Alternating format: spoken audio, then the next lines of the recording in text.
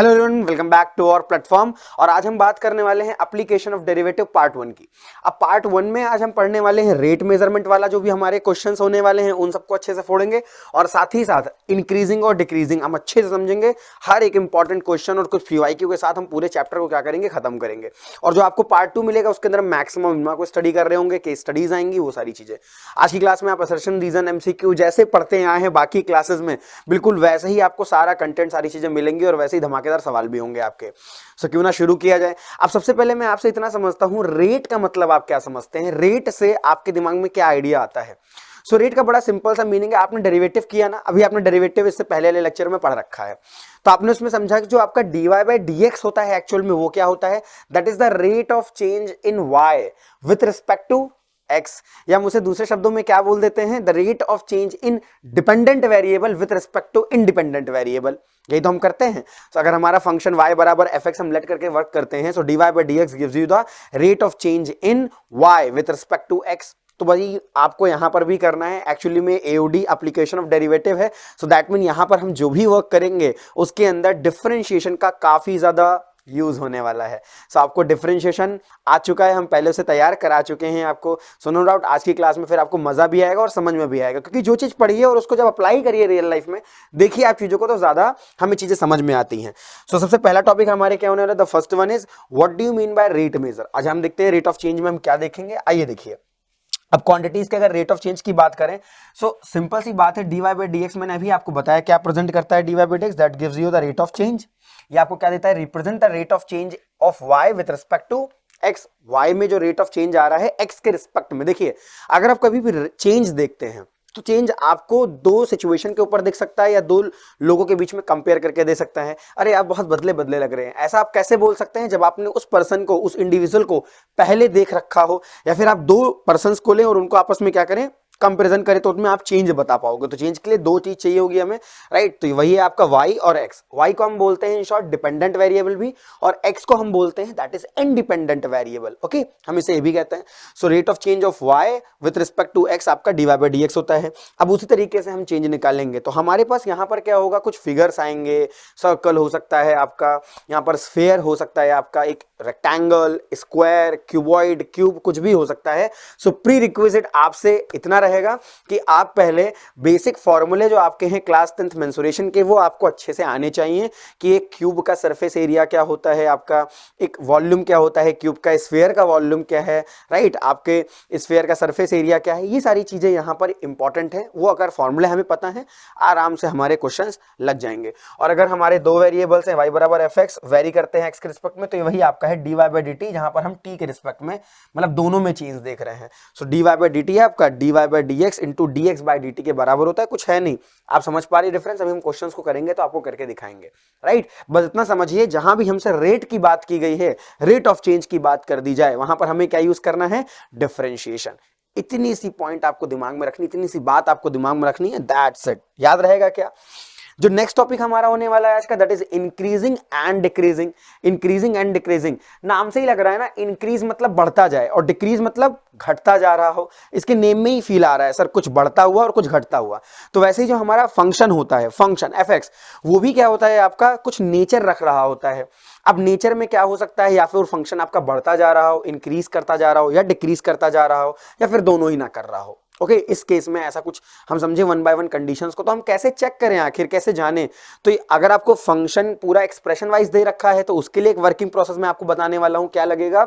और अगर आपको फंक्शन का ग्राफ दे रखा है, जो कि एमसीक्यू में आजकल सवाल बन जाते हैं आपके, कि ग्राफ आपको दे रखा है और ग्राफ दे करके पूछा जा रहा है कि बताइए ये फंक्शन कहां कहां इंक्रीजिंग है, कहां कहां डिक्रीजिंग है, तो ग्राफ की मदद से भी आप सीखेंगे आज। और साथ ही साथ जो आपका नॉर्मल प्रोसेस है चेक करने का with the help of derivative, वो भी मैं आपको बताने वाला हूं। क्या आप सभी तैयार हैं।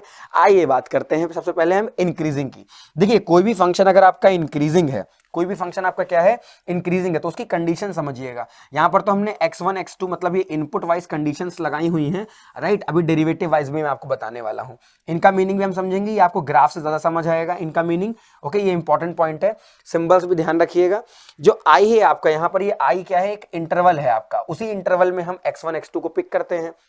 हमने लेट किया, हमारे पास एक आई इंटरवल है, आप आर रियल कुछ भी इंटरवल जो भी आपको क्वेश्चन के अंदर दे रखा हो, ओके है, हमने उसी में से दो वैल्यूज को पिक कर लिया, और दो वैल्यूज को पिक करने के बाद x1 और x2 जो है उसमें से x1 छोटा है और x2 क्या है, बड़ा, और हमने फिर अगर उस पर फंक्शन ऑपरेट कर दिया जाए तो इनइक्वलिटी की सेहत पे कोई फर्क ना पड़े, मतलब इनइक्वलिटी आपकी क्या हो रही है, इंटरचेंज नहीं हो रही है, वैसे की वैसी बनी हुई है, देन हम उस केस में उस फंक्शन को क्या बोलते हैं, that is increasing function. But अगर हमने x1 लेस देन x2 लिया हुआ है और हमने जब इसके ऊपर फंक्शन को अप्लाई किया, फंक्शन को हमने क्या किया, अप्लाई, और ऐसा करने पर फंक्शन अपने नेचर को क्या कर ले रहा है, बदल दे रहा है, या फिर इनइक्वलिटी क्या हो जा रही है, चेंज हो जा रही है, पहले अगर ग्रेटर थी तो अब लेस देन हो गई है, तो उस केस में हमारा फंक्शन कैसा हो जाता है, that is decreasing, sorry that is decreasing. अगर डिक्रीजिंग में आप देखें तो x1 ग्रेटर x2 है, अभी मैं इनके बारे में बताऊंगा स्ट्रिक्टली के बारे में, और यहां देखिए नेचर क्या हो गया, जस्ट चेंज हो गया फंक्शन को अप्लाई करने पर, सो आपका डिक्रीजिंग के केस में चला गया। अब आप देखते रहिएगा, सारी चीजें आपको समझ में आएंगी।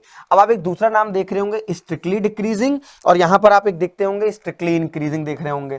सो अगर आप स्ट्रिक्टली में देखें तो यहां पर आपकी ओपन इनइक्वलिटी यूज हो रही है, लेकिन जब इंक्रीजिंग की बात करते हैं तो हम क्लोज इनइक्वलिटी का यूज कर लेते हैं, यस और नो। ऐसे ही आप देखेंगे डिक्रीजिंग में भी, तो आप देखेंगे डिक्रीजिंग में नॉर्मल क्लोज भी आपकी है, मतलब इक्वल टू है, और ग्रेटर वाला सिंबल भी है, और यहां पर आपका क्या है, ओनली ग्रेटर लेस देन का सिंबल लगता है, इक्वालिटी होल्ड नहीं होती है आपकी। ये तो हुआ वैल्यूज को पुट करके चेक करना, बट इस मेथड का हमें ज्यादा यूज नहीं करना है, ना के बराबर।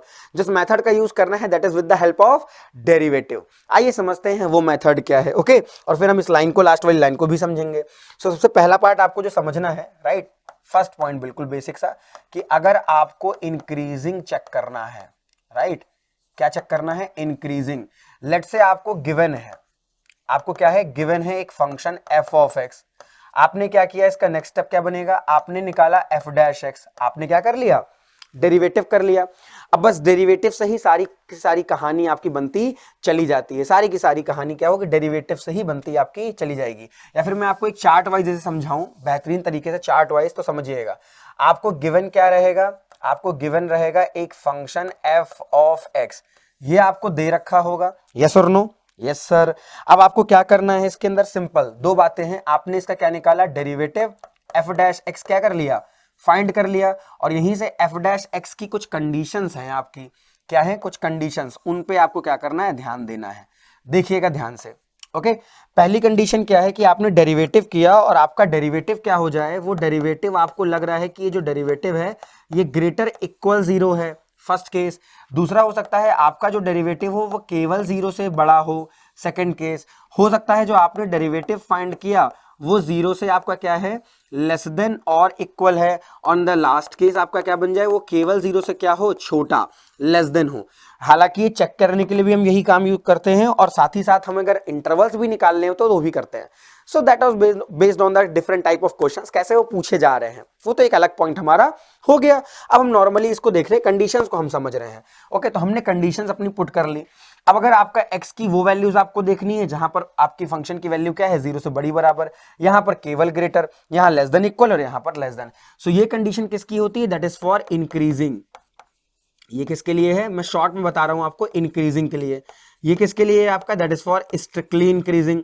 बट कभी कभी कुछ कुछ क्वेश्चंस में आपको देखने को मिलेगा, अगर आप जेईई मेंस में भी जाते हैं कॉम्पिटिटिव सेगमेंट में, तो आपको नजर आएगा कि इंक्रीजिंग में भी यही सिंबल लगाया हुआ है। सो टाइप ऑफ क्वेश्चंस में मैटर करता है, क्वेश्चन का नेचर कैसा है, फंक्शन का सॉरी नेचर कैसा है। And that is for decreasing. ये किसके लिए आपका, that is for decreasing. And ये हमारा सिंबल किसके लिए लगता है, that is for strictly decreasing. लगातार क्या कर रहा हो, डिक्रीज कर रहा हो, स्ट्रिक्टली डिक्रीजिंग। और यहां से हम इनइक्वलिटी को सॉल्व करेंगे। अब आपको थोड़ा सा वेवी कर्व आता है तो भी ठीक है, वेवी कर्व की मदद से हम कर लेंगे। बाकी मैं आपको चार्ट वाला जो आपको मिलता है आपके एनसीईआरटी में, वो टेबल वाला मेथड की एक टेबल हम बनाते हैं, उसमें हम डेरिवेटिव के नेचर को देखते हैं कि कहाँ कहाँ पॉजिटिव है, कहाँ कहाँ नेगेटिव, उसी हिसाब से हम चीज़ों को कर लेते हैं। बिल्कुल वैसे ही करेंगे, बहुत कठिन आपको नहीं लगने वाला, थोड़ा बहुत चीज़ें तो टफ आएंगी आपकी इस केस में, ओके। अब अगर आपको क्या दे दिया जाए, ग्राफ दे दिया जाए, ये तो हमने समझा डेरिवेटिव की मदद से, बट ग्राफिकल मेथड इसका क्या है वो भी देख लें क्या। आइए समझिए ग्राफिकल मेथड। अगर आपको ग्राफिकल मेथड से चेक करना हो, राइट, बाय ग्राफिकल मेथड, देखिए ग्राफिकल मेथड की मदद से आइए चेक करके बताता हूं मैं आपको। तो मैं 3 ग्राफ यहां पर ले लेता हूं जो आपको आपकी नॉर्मल बुक्स में भी ऐसे ही नजर आते हैं। ओके, तो हमने 3 ग्राफ बनाने हैं और उनसे हम समझेंगे और उनका मैं रीजन भी दूंगा आपको, ऐसे ही नहीं कि बस ग्राफ से ही हम समझ लेंगे। ओके, यहाँ पर हमारे पास 3 ग्राफ्स हैं ABC, there are 3 graphs. Okay, so ये हमारा C ग्राफ है, that is our B graph and that is our A graph. और हमने यहाँ पर क्या कर लिए हैं, अपने ड्रॉ कर लेने हैं फंक्शंस को। अब जैसे मैं आपके सामने कुछ फंक्शंस को ड्रॉ करने वाला हूं, समझिएगा ध्यान से, कुछ फंक्शंस को हम बनाएंगे, आपको देखना है। अब देखिए यहां पर मैंने एक फंक्शन इस तरीके से ड्रॉ किया हुआ है, राइट, ये एक फंक्शन आपका बना हुआ है। यहां पर हमने एक नॉर्मल ऐसे एक फंक्शन ड्रॉ कर रखा है यहां से यहां तक, और ये आपका ऐसे जा रहा है। ओके, कुछ इस तरीके से। और यहां पर हमने क्या कर लिया है, कुछ अलग तरीके का फंक्शन थोड़ा सा हम बनाने की कोशिश करेंगे, राइट। तो हमने क्या किया, यहां से एक ऐसा फंक्शन ड्रॉ कर रहे हैं हम। ओके, सो यहां पर आपको एक ऐसा फंक्शन नजर आ रहा है, राइट। अब देखिए, अगर मैं आपसे बात करूं इन फंक्शंस के बारे में, तो आप क्या समझ पा रहे हैं इन फंक्शंस में? मैंने आपसे पूछा, बताइए इसमें से कौन सा इंक्रीज कर रहा है और कौन सा डिक्रीज कर रहा है। तो बहुत ही सिंपल है, इस तरीके से 2 तरीके मैं आपको बता रहा हूं ग्राफ की मदद से। देखिएगा, ये आपका इनपुट हो गया x, या आपका आउटपुट हो गया y। मैंने लेट किया है y बराबर f ऑफ x। क्या लेट किया है? y बराबर f of x। So that is your input, ये आपका क्या हो जाएगा, input, and that is your output, ये आपका आउटपुट है। ओके गाइस, समझिएगा आप सभी। अगर मैं x को देखिए बढ़ा रहा हूं, क्या मैं x को बढ़ा रहा हूं तो y की वैल्यू भी इंक्रीज कर जा रही है। क्या देखिए, हम जैसे जैसे x की वैल्यू को इंक्रीज कर रहे हैं, आउटपुट भी क्या हो रहा है, इंक्रीज। यही मैं उसमें आपको इनइक्वलिटी की मदद से समझा रहा था। तो हमने जैसे जैसे इनपुट को इंक्रीज किया, आउटपुट भी क्या हो रहा है, इंक्रीज। और अगर हम x को घटा रहे हैं तो आउटपुट भी क्या कर जा रहा है, डाउन। तो बहुत सिंपल सी बात है, अगर आप x को बढ़ा रहे हैं और उसी प्रोपोर्शन में y भी क्या हो जाए, बढ़ जाए।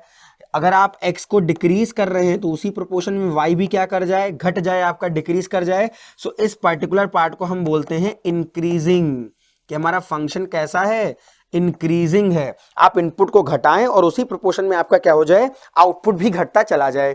तो that is your condition for increasing function. Decreasing के केस में क्या है, देखिए आप x की वैल्यू को बढ़ा तो रहे हो, ये साइन क्या बताता है, इंक्रीमेंट। तो आपकी y की वैल्यू क्या कर रही है, डाउनफॉल कर जा रही है, गिरती जा रही है, कम होती चली जा रही है। यस और नो?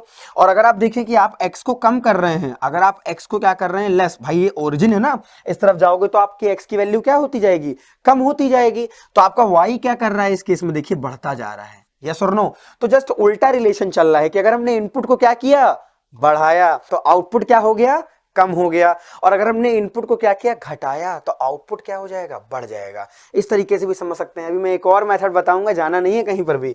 और इस केस में देखिए कोई फर्क ही नहीं पड़ रहा है, आप बढ़ा घटा रहे हैं, कोई फर्क नहीं है। अगर आप x को इंक्रीज भी कर रहे हैं तो y क्या है, यहां पर फिक्स है। y यहां पर क्या है, फिक्स। आपका मतलब यहां पर कुछ भी करने से, घटाइए या बढ़ाइए, उससे कोई फर्क नहीं पड़ रहा। तो यहां पर हम फंक्शन को बोलते हैं that is neither increasing nor decreasing, मतलब ये अपन का दोनों ही नहीं है। क्या आपको मेरी बात समझ आ रही है? यस सर, थोड़ा सा और मैं आपको समझाता हूं, भी आप और समझ जाएंगे इसमें। तो यहां पर आपका क्या केस चला, यहां पर आपने क्या समझा कि यहां पर आपका फंक्शन ना ही इंक्रीजिंग है, राइट, नाइदर इंक्रीजिंग, मैं क्रॉस कर दे रहा हूं, नाइदर डिक्रीजिंग, दोनों ही चीज यहां पर आपकी वर्क नहीं कर रही। बट यहां पर फंक्शन क्या कर रहा है आपका, दैट इज फॉर डिक्रीजिंग, यहां पर आपका फंक्शन क्या कर रहा है, डिक्रीज कर रहा है, and here for increasing. Okay, अब ये तो हुआ आपने जो इनइक्वलिटी वाला मैंने लिखा था ना, थ्योरी टाइप की एक आपकी, अब उसको मैंने एक्सप्लेन कर दिया।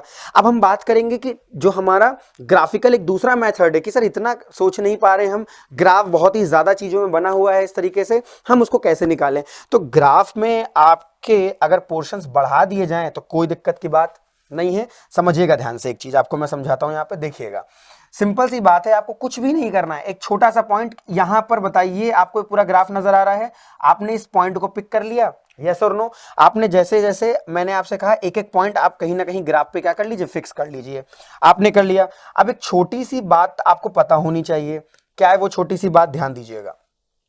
जो आपका डेरिवेटिव होता है वो एक्चुअली में स्लोप ऑफ टेंजेंट के क्या होता है, बराबर। टेंजेंट जो होती है वो ग्राफ को टच करके या कर्व को टच करके जाती हुई लाइन है, और अगर आप उसका डेरिवेटिव कर देते हैं कर्व का उस पॉइंट पे ही, तो टेंजेंट के स्लोप के भी क्या होता है, बराबर होता है। पहले टॉपिक था हमारे एप्लीकेशन ऑफ डेरिवेटिव में, टेंजेंट नॉर्मल। ओके, अब अगर आप देखेंगे तो अगर मैं यहां से एक टेंजेंट ड्रॉ करता हूं इस पॉइंट पर, अब शायद आपको ये थोड़ा सा टच होती ना नजर आ रही हो, ओके, टच होती ना नजर आ रही हो, एक काम करते हैं, मैं फिर से ड्रॉ करता हूं इसे। आइए देखिएगा स्ट्रेट लाइन है आपकी, ऐसे टच करती हुई जा रही है। ओके, एक यहां पर आपकी मैं स्ट्रेट लाइन ड्रॉ करता हूं, टच होकर के जा रही है, यहां तो ड्रॉ करने की नीड ही नहीं, उसी पे बन जाएगी। तो अगर हम इस टेंजेंट का स्लोप देखें, अब स्लोप तो आपको एक लाइन का पता होना चाहिए। ओके, एक लाइन का स्लोप तो हर बच्चे को पता होना चाहिए। यहां पर देखिए एंगल हम कितना देख पा रहे हैं, थीटा। यहां पर एंगल आपका बड़ा सा थीटा बन रहा है, तो मतलब यहां पर जो एंगल है आपका वो कैसा है, दैट इज ऑब्ट्यूज एंगल। और यहां का एंगल कैसा है, that is acute angle. Acute मतलब लेस देन 90। और हम स्लोप जानते हैं, चूंकि स्लोप बराबर क्या होता है, टैन थीटा। हमने बचपन में पढ़ रखा है क्लास 10th में, m बराबर कितना होता है, टैन थीटा। सो स्लोप बराबर हमारा क्या है, टैन थीटा। 11th 10th में हम जान जाते हैं इस चीज को। अगर मैं यहां आपसे पूछूं कि स्लोप की वैल्यू क्या आएगी, तो आप बोलेंगे कि यहां पर जो स्लोप है वो आपका क्या रहेगा, पॉजिटिव। यहां का स्लोप कैसा रहेगा आपका, नेगेटिव, क्योंकि थीटा आपका 90 से बड़ा हो गया और टैन 90 से बड़ा मतलब सेकंड क्वाड्रेंट, और उसमें टैन कैसा होता है, दैट इज नेगेटिव। वो नेगेटिव होता है, आपका स्लोप नहीं जीरो हो जाएगा। और यहां पर तो आपकी पैरेलल है, मतलब यहां पर आपका स्लोप कितना है, जीरो है। इस केस में अगर हम ऐसा देख लें तो कोई चीज बन तो रही नहीं है, तो यहां पर आपका स्लोप क्या हो गया है, जीरो। अगर हम इन दैट केस समझ पाए तो dy बाई dx भी क्या होता है, चूंकि dy बाई dx भी आपका क्या होता है, स्लोप ऑफ टेंजेंट। mt का मतलब है स्लोप ऑफ टेंजेंट के बराबर है। तो देखिए इस केस में जो dy बाई dx है, क्या वो जीरो से बड़ा मिल जाएगा। अगर मैं इस वैल्यू को चेक करूं, यहां पर आपका dy बाई dx क्या हो जाएगा, डेरिवेटिव जीरो से छोटा, और यहां पर तो आपका है ही नहीं, राइट। इस चीज का आपको ध्यान रखना है कि अगर आपको कभी भी ग्राफ दे रखा हो, सिंपल सी बात, आपने पॉइंट पर टेंजेंट ड्रॉ कर लेनी है। अगर उस टेंजेंट का स्लोप जो है वो मतलब स्लोप मतलब स्लोपी एंगल, ग्रेडियंट 90 से छोटा नजर आ रहा है, तो समझ जाइए वो फंक्शन इंक्रीज कर रहा है वहां पर। अगर 90 से बड़ा एंगल नजर आ रहा है तो वहां पर फंक्शन डिक्रीज कर रहा है। इन सारी बातों का आपको ध्यान रखना है, बस और कुछ भी नहीं। आइए बढ़ते हैं हम अपने क्वेश्चंस की ओर। कॉन्सेप्ट्स आपको मैंने सारे समझाए हैं। अगर आपको कोई डाउट लगे, एक बार फिर से जाइए वीडियो में पीछे, आप सब समझ जाएंगे। ग्राफिकल मेथड, डेरिवेटिव से कैसे करना है, f' मतलब derivative dy by dx। Okay, और आपको जो मैंने इक्वलिटी मेथड बताया, और रेट ऑफ चेंज में तो आपको थोड़ी बहुत फॉर्मूले आने चाहिए और थोड़ी बातें समझ में आपको रहनी चाहिए। अब आपको इतना तो पता ही होगा, सेंटीमीटर क्यूब में हम किसको मेजर करते हैं, दैट इज वॉल्यूम। वॉल्यूम को हम सेंटीमीटर क्यूब में करते हैं या मीटर क्यूब में, यूनिट क्यूब। और स्क्वायर में किसको करते हैं, स्क्वायर में हम करते हैं अपने सरफेस एरिया को, राइट, चाहे वो कर्व हो चाहे वो टोटल सरफेस एरिया हो। लेंथ में हम मीटर और ये सारी चीजें लेकर के चलते हैं सेंटीमीटर में। रेडियस हो गई आपकी मीटर में जाएगी, हाइट आपकी मीटर में जाएगी, बस और कुछ जानकारी की नीड नहीं है। डिफरेंशिएशन आता है क्या, शुरू करें क्वेश्चंस को। चलिए सो पहले हम एमसीक्यू सॉल्व करेंगे कुछ। सो हमारे पास सामने हमारा फर्स्ट एमसीक्यू नजर आ रहा है। So in that diameter of a sphere is 3/2 2x + 5, मतलब हमें एक स्फीयर का डायमीटर दे रखा है और जो कि क्या है आपका 3/2 है, 3/2 2x + 5 that is the diameter. तो अगर मैं रेडियस आपसे पूछ लूं तो कितनी हो जाएगी, 3/4 हो जाएगी, क्योंकि डायमीटर की जस्ट आधी क्या होती है, रेडियस हो जाती है, right. The rate of change of its surface area with respect to x, तो बताना है आपको एक्स के रिस्पेक्ट में rate of change of its surface area कितना होगा। अगर मैं आपसे बोलूं कि स्फीयर का सरफेस एरिया क्या होता है, तो आप मुझे तुरंत बोलेंगे आवाज लगा करके, सर मैं बताऊंगा क्या होता है सरफेस एरिया। सो सरफेस एरिया आपका होता है कि स्फीयर का 4πr स्क्वायर हो जाता है। आपसे बोला गया है rate of change of its surface area with respect to x, तो सर यहां तो आर है, आर की वैल्यू रखो ना आप, एक्स में क्या हो जाएगा, चेंज हो जाएगा। सो 4π, आर की वैल्यू कितनी है आपकी 3/4, तो 9/16, और ये बन जाएगा आपका 2x + 5 का स्क्वायर बन जाएगा। So overall we have 9π/4, because ये और ये कैंसिल होंगे। सो 9π/4 2x + 5 का होल स्क्वायर आपको दे रखा है। चलिए डिफरेंशिएट करिए। अब हम इसे क्या करेंगे, डिफरेंशिएट करेंगे विथ रिस्पेक्ट टू एक्स करने वाले हैं। जैसे ही हम x के रिस्पेक्ट में डेरिवेट करेंगे हमें हमारी वैल्यू नजर आएगी। सो ds बाय dx हमें निकालना था। देखिए विथ रिस्पेक्ट टू क्या बोला गया था, x बोला गया है, हमने ds बाय क्या कर लिया, dx कर लिया। अब हमें क्या मिलेगा, देखिए 9π/4, तो मेरे भाई ऐसे ही रहेगा। डेरिवेटिव आप सीख चुके हैं इससे पहले वाले लेक्चर में, अगर नहीं तो उस वीडियो को जाकर के देखिए, मजा आएगा, आपको समझ आएंगी चीजें। हर तरीके के डेरिवेटिव बताए मैंने। पावर क्या आ जाएगी हमारी, आगे पावर हमने आगे कर दी, फिर हमारा 2x + 5 रह जाएगा, और उसके बाद हमारा 2x + 5 का होगा बाय चेन रूल, तो हमें कितना मिल जाएगा, 2। अब हम देख सकते हैं 2 2 और ये 2 2 4 हमारा कैंसिल, मतलब फ्रैक्शन वाले आंसर तो हमारे गए, फ्रैक्शन वाले आंसर हमारे गए। तो यहां से हमारा ds बाय dx आ जाएगा, राइट। आप ऑप्शनल एलिमिनेशन ध्यान रखिएगा, ds बाय dx कितना आ जाएगा आपका, दैट इज 9π इंटू में 2x + 5 बचेगा आपका, 9π 2x plus 5 and that is your option C. Option C है आपका 9 पाई 2x प्लस 5। एक बार फिर से मैं आपको समझाता हूं, आपको डायमीटर ऑफ अ स्फीयर दे रखा था 3/2 2x प्लस 5। डन। मैंने रेडियस निकाली। रेडियस क्या होती है आपकी? डायमीटर की जस्ट आधी। हमने इसको हाफ किया तो हमारा क्या बन जाएगा? ये 3/4 बन जाएगा और 2x प्लस 5 हमारा वैसे ही था। हमने क्या किया, हम जानते हैं कि एक स्फीयर का जो सरफेस एरिया है, अगर आपको नहीं याद है फॉर्मूले तो लिखते रहिए साथ में, सारे आ जाएंगे अभी। उसका जो एरिया होता है वो 4πr² होता है। हमने r की वैल्यू रख दी, 3 का स्क्वायर 9, 4 का स्क्वायर 16, ये वैल्यू कैंसिल हुई, 9π/4 और ये हमें मिल गया। अब हमने डेरिवेट किया है तो 9π/4 ऐसे ही है आपका, 2 आगे आ जाएगा, 2x प्लस 5 ऐसे ही रहेगा और फिर हमें चेन रूल से इसका करना होगा तो 2x का 2, ये और ये कैंसिल। आपका आंसर क्या आ रहा है? 9π 2x प्लस 5। अभी किस में आ रहा होगा आपका? अगर आप यहाँ पर कोई यूनिट दे रखी होती तो यूनिट भी हम लिख देते सेंटीमीटर स्क्वायर पर सेकंड या जिसमें भी। यहाँ तो टाइम के रिस्पेक्ट में आपका नहीं है डेरिवेटिव। अभी आगे आएंगी क्वेश्चंस आपके वैसे। आइए नेक्स्ट क्वेश्चन में अगर हम देखें तो हमसे बोला जा रहा है the total revenue in rupees received from a sale of x unit of an article is given by rx। देखिए ये हमें क्या दे रखा है? रेवेन्यू दे रखा है, राइट, रेवेन्यू। और आपसे क्या पूछा जा रहा है? मार्जिनल रेवेन्यू पूछा जा रहा है। देखिए कभी भी आपसे कॉस्ट फंक्शन देकर के मार्जिनल कॉस्ट पूछी जाए, रेवेन्यू फंक्शन देकर के मार्जिनल रेवेन्यू पूछा जाए, या एवरेज कॉस्ट फंक्शन देकर के आपसे मार्जिनल एवरेज कॉस्ट पूछी जाए, तो मार्जिनल का मतलब इतना है कि आपको बस उसका क्या करना है? डेरिवेटिव कर देना है। क्या करना है? फिर से बताइए, डेरिवेटिव। जब भी मार्जिनल की बात की जाए हमें सिर्फ और सिर्फ डेरिवेटिव करना होता है। So that mean we have rx function and that is 3x square plus 36x plus 5, right? Now what is the derivative of that? So rx by dx कितना हो जाएगा आपका? And that gives you marginal revenue, mr आपको मिल जाएगा, that is your marginal revenue. So drx by x करना होगा and that we have 6x plus 36. So 3x square 6x और 36x 36 हो जाएगा। कहां पर देखना है? x की वैल्यू जब 15 हो रही हो आपकी। सो हमें क्या करना है? mr निकाल देना है at x equal to 15, right. So हमें 6 इंटू 15 प्लस 36 कर देना होगा। अब 6 इंटू ये कितना आ जाएगा आपका? 90, 15 into 6 90 plus 36 and that is your 126। Okay, ये आपका आंसर आ गया and that mean your option A is right. क्या आंसर हमारे आ रहे हैं? लग रहे हैं क्वेश्चंस ऐसे ही लगाने हैं हमको। आइए नेक्स्ट क्वेश्चन देखते हैं। नेक्स्ट क्वेश्चन में आपसे बात की जा रही है the side of an equilateral triangle. अब इक्विलेटरल ट्रायंगल की कहानी आपको पता है, सारे एंगल इंटरनल वाले बराबर 60-60 के और आपकी साइड्स भी सारी क्या होती हैं? बराबर होती हैं। आपसे बोला गया रहा है is increasing at the rate of 2 centimetre पर सेकेंड। तो हमारे पास एक क्या है? Equilateral triangle. मैंने कहा इनकी साइड्स को ए लेट कर लेते हैं, इनकी साइड्स ए हैं। तो आपसे बोला जा रहा है तो साइड है, साइड वो क्या कर रही है? इंक्रीज कर रही है। और किस रेट से? 2 सेंटीमीटर पर एस। एस का मतलब सेकंड है, सेकंड मतलब टाइम के रिस्पेक्ट में डेरिवेटिव। कभी भी अगर ऐसे सेकंड दे दिया जाए, कुछ दे दिया जाए, टाइम बेस में दे दिया जाए, मिनट दे दिया जाए, समझ आइए डेरिवेटिव किसके रिस्पेक्ट में हुआ होगा? टी, टाइम के रिस्पेक्ट में हुआ होगा, ध्यान रखिएगा। सो यहां पर हमें क्या प्रोवाइड किया गया है सर? डीए बाय dt हमें दे रखा है जो कि हमें 2 सेंटीमीटर पर सेकंड दे रखा है। यस और नो बताइए आप सभी।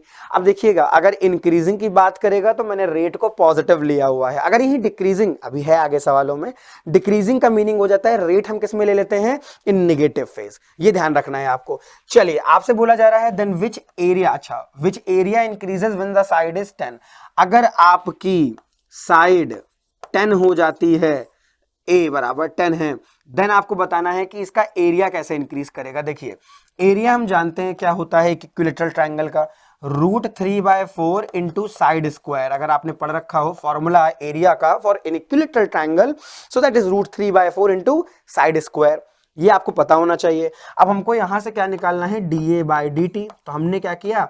टाइम के रिस्पेक्ट में डिफरेंशिएशन। सो √3/4 हम ऐसे ही रखेंगे, पावर क्या आ जाएगी भाई हमारी? आगे आ जाएगी, ए ही रहेगा इनटू में। अब बताओ ए का डेरिवेटिव कैसे होगा? पैरामेट्रिक पढ़ा है क्या इससे पहले वाले लेक्चर में? यस, वैसे ही लगेगा। सो ए का डेरिवेटिव कितना हो जाएगा? That is dA/dt। समझ आया? ए का हमने डेरिवेटिव टी के रिस्पेक्ट में किया, टाइम के रिस्पेक्ट में, तो 1 नहीं लिखना आप, दैट इज dA/dt।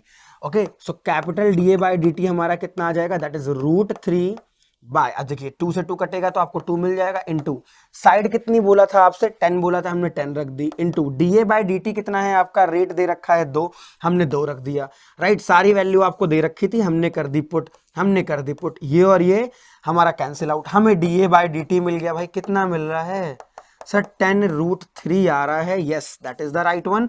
बट किस में आएगा, अब आपका एरिया किस में होता है, सेंटीमीटर स्क्वायर पर सेकंड में। तो जब आप इसको थ्योरेटिकली करें, राइट, ऑब्जेक्टिव ना करके सब्जेक्टिव वे में कर रहे हो तो हर एक चीज लिखनी पड़ेगी आपको। अब यहां पर देखिएगा, मैं तो क्वेश्चन को सॉल्व कर रहा हूं, लेकिन जब आप क्वेश्चन को एग्जाम में करोगे और ये सवाल आपका कैसा आ जाए, सब्जेक्टिव वे में आ जाए, तो आपको लेट करना पड़ता है हर एक चीज को कि late the side of a triangle is a unit, या एक्स आपने माना है एक्स सेंटीमीटर, तो हमने ए लिखा है, लेकिन लेट वेट का कुछ चीज नहीं लिखी, वो आपको लिखना रहता है एग्जाम में। प्रेजेंटेशन उतनी ही जरूरी, जितनी अच्छी हमारी नॉलेज है उतनी अच्छी प्रेजेंटेशन भी एकेडमिक में काम करती है बोर्ड्स में, ओके। तो उस बात का आपको ध्यान देना है भाई। सो हमको यहाँ लेट करके सारी चीजें, स्टेटमेंट आपको बोलना पड़ेगा इसके अंदर, हर एक चीजों को बकायदा करिएगा तब आपको नंबर मिलेंगे। So the answer is dA by dt। अगर अभी मैं सारी चीजें बकायदा लिखना शुरू करूं आप बोर होने लगेंगे, राइट। सो ध्यान रखिएगा, आप लोग एग्जामिनेशन में हर एक चीज को बताएंगे, जो भी आप मैथ्स में खुद से लाते हैं उसको बताना पड़ता है कि हमने माना है, राइट, सारी चीजें आपको बतानी है। आइए नेक्स्ट क्वेश्चन देखें। So the point on the curve y equal to x square, हमारे पास एक पॉइंट चाहिए हमें, जहां पर हमारा जो कर्व है दैट इज अ पैराबोला, एक हमारा पैराबोला है y is equals to x square करके, where the rate of change x coordinate is equal to the rate of change of y coordinate. अब इसका क्या मीनिंग है सर, मतलब जिस रेट से x कोऑर्डिनेट बदलेगा उतने ही रेट से y कोऑर्डिनेट बदल जाएगा। हाँ, that mean we can say that कि dx बाय dt की जो वैल्यू है ना वो dy बाय dt के बराबर है। ध्यान देना, यहाँ पर दोनों ही रेट क्या है, यहाँ पर बराबर, dx बाय dt बराबर dy बाय dt। अब समझिएगा, देखिएगा ध्यान से, वैसे अगर मैं ऑप्शन एलिमिनेशन देखूं तो यहां पर आपसे 1/2 और पॉइंट्स पूछे गए हैं शायद, the point on the curve where the rate of change is equal to the rate of change of y, point पूछे जा रहे हैं, तो ये और ये ऑप्शन तो हमारे होंगे ही नहीं कभी। देखिए ध्यान से, ये पॉइंट तो आपके हैं ही नहीं, ये तो किसी पर्टिकुलर वैल्यूज हैं, तो ये तो आपके ऐसे ही चले गए, राइट। अब बचा आपके पास c और d, अगर हम c देखें तो ये भी इस कर्व पे लाई करता है, और d भी लाई कर रहा है, c भी लाई कर रहा है, मतलब अब इन दोनों में ही जंग हमारी बच रही है। अब देखिएगा, अगर मैं बोलूं भाई इसका डेरिवेटिव क्या आएगा, सो dy बाय dt बराबर आपका हो जाएगा पावर का डेरिवेटिव 2x, और फिर x का डेरिवेटिव dx बाय dt। अब आपसे बोला गया है दोनों ही क्या है, आपस में इक्वल हैं, तो यहां पर हमें क्या मिल जाएगा, dx by dt is equals to 2x dx by dt, yes और नो। ये और ये हमारा क्या हो गया, कैंसिल आउट, तो 1 बराबर कितना आ गया भाई, 2x आ गया, तो यहां से अपन की x की वैल्यू कितनी आ जाएगी, 1/2। x की वैल्यू 1/2 है तो y कितना बनेगा, y आपका 1/4, दैट इज मीन आपका ऑप्शन सी क्या है यहाँ पर करेक्ट है। x की वैल्यू y पॉइंट बताना है तो आपने यहाँ पर x की वैल्यू पुट कर देनी है। सो y इज इक्वल टू 1/2 का स्क्वायर कितना होता है, 1/4, आंसर आ गया आपका, that is your option C. तो इस तरीके से करिएगा, y बराबर आपका एक्स स्क्वायर है। प्रेजेंटेशन पे बहुत ध्यान दीजिएगा आप सभी, राइट, प्रेजेंटेशन को अच्छे से करिएगा, हर एक चीज बताइएगा। और जब आप अपने सैंपल को प्रैक्टिस करें, ये थोड़ी सी हिंट ले लीजिए, सैंपल प्रैक्टिस कर रहे हो, क्वेश्चंस को प्रैक्टिस कर रहे हो, तो अभी से आदत बना लीजिए कि आपको हर एक चीज बारीकी से लिखनी है।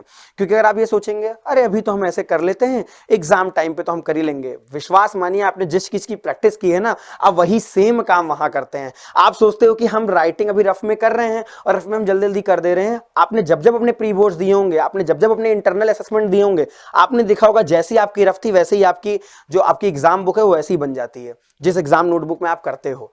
तो आपने जिस चीज की प्रैक्टिस की है बनेगा तो वही जाके ना आखिरी में रिजल्ट। तो इस चीज पर विशेष ध्यान दीजिएगा कि आप अभी से जो आपके पास कुछ दिन बचे हुए हैं 15-20 दिन, उनमें अच्छे से प्रैक्टिस करिए और इस चीज को कवर कर लीजिए, वो ओवरकम हो जाएगी हैबिट आपकी। 6 से 7 टेस्ट अगर आप उठा करके या सैंपल क्वेश्चन पेपर जो होते हैं आपके, उनको अगर आपने सॉल्व कर लिए हैं तो आपकी राइटिंग और सारी चीजें उसी टाइम में आ जाएंगी, वरना विद इन टाइम पेपर नहीं कर पाएंगे आप, इस बात का ध्यान रखिए, right.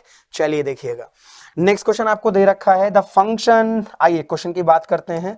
The function fx is equals to tan x minus x है, ओके। अब ये कुछ लोग x से x काटेंगे, नहीं, गलती मत कर दीजिएगा, ये x इसमें है, tan के साथ में है। So we have our function that is tan x minus x, और आपसे बोला जा रहा है अगर x बिलोंग कर दे रियल नंबर से तो आपको बताना है इसमें से कौन सी हमारे ऑप्शन करेक्ट होंगे। इंक्रीजिंग डिक्रीजिंग की बात है, हमने क्या कर दिया, इनका डेरिवेटिव किया, डेरिवेटिव करने पर tan x का डेरिवेटिव sec स्क्वायर x और ये -1 आ गया। अब हमको इसका नेचर देखना होगा। देखिए नेचर देखने का बड़ा सिंपल सा गेम है। अगर मैं आपसे पूछूं कि sec स्क्वायर x की वैल्यू के बारे में आपको थोड़ा आइडिया है क्या, तो आपको डोमेन रेंज पता होनी चाहिए ट्रिग्नोमेट्री की। मैंने इससे पहले वाले लेक्चर में भी कहा है ट्रिग्नोमेट्री बहुत जरूरी है हमारे क्लास 12th के लिए, है तो नहीं 11th में थी लेकिन यहां पर बड़ा यूज है। अब sec x की जो आपकी रेंज आती है वो -1 से -∞ उस तरफ और 1 से इन्फिनिटी इधर होती है। लेकिन जब आप स्क्वायर लगा दोगे ना, जब आप क्या लगा दोगे स्क्वायर, तो निगेटिव आउटपुट तो आने से रहा। अब सारे कैसे आएंगे, पॉजिटिव आउटपुट आपके आ रहे होंगे। ओके, सो अगर मैं आपसे बात करूं कि sec x की अगर मैं आपसे बात कर लूं तो sec x की जो रेंज होती है, रेंज की अगर मैं बात करूं आउटपुट की, सो sec x की जो रेंज होती है वो आपकी -∞ से -1 यूनियन 1 से इन्फिनिटी होती है। बट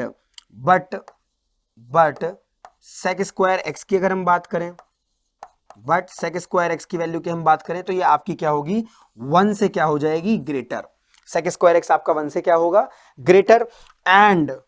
एंड अगर मैं आपसे बोलूं sec स्क्वायर x -1, सो sec स्क्वायर x -1 की वैल्यू क्या होगी, 0 से ग्रेटर हो जाएगी। और यही आपका क्या रिफर करता है, यही आपका क्या है, that is your f dash x।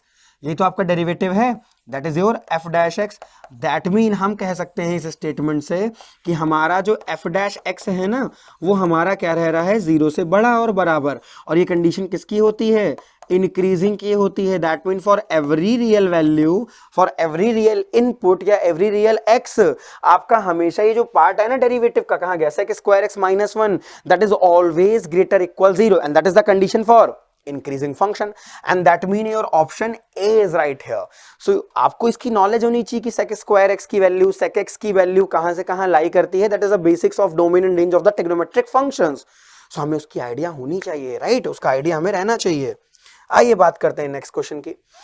अब इस क्वेश्चन में आपसे बात की जा रही है एक फंक्शन की, और आपसे इंक्रीजिंग डिक्रीजिंग वही वाली बात करी गई है, और आपको फिर से function x belongs to real number, मतलब आपको डोमेन बताई गई है और फंक्शन आपके सामने है।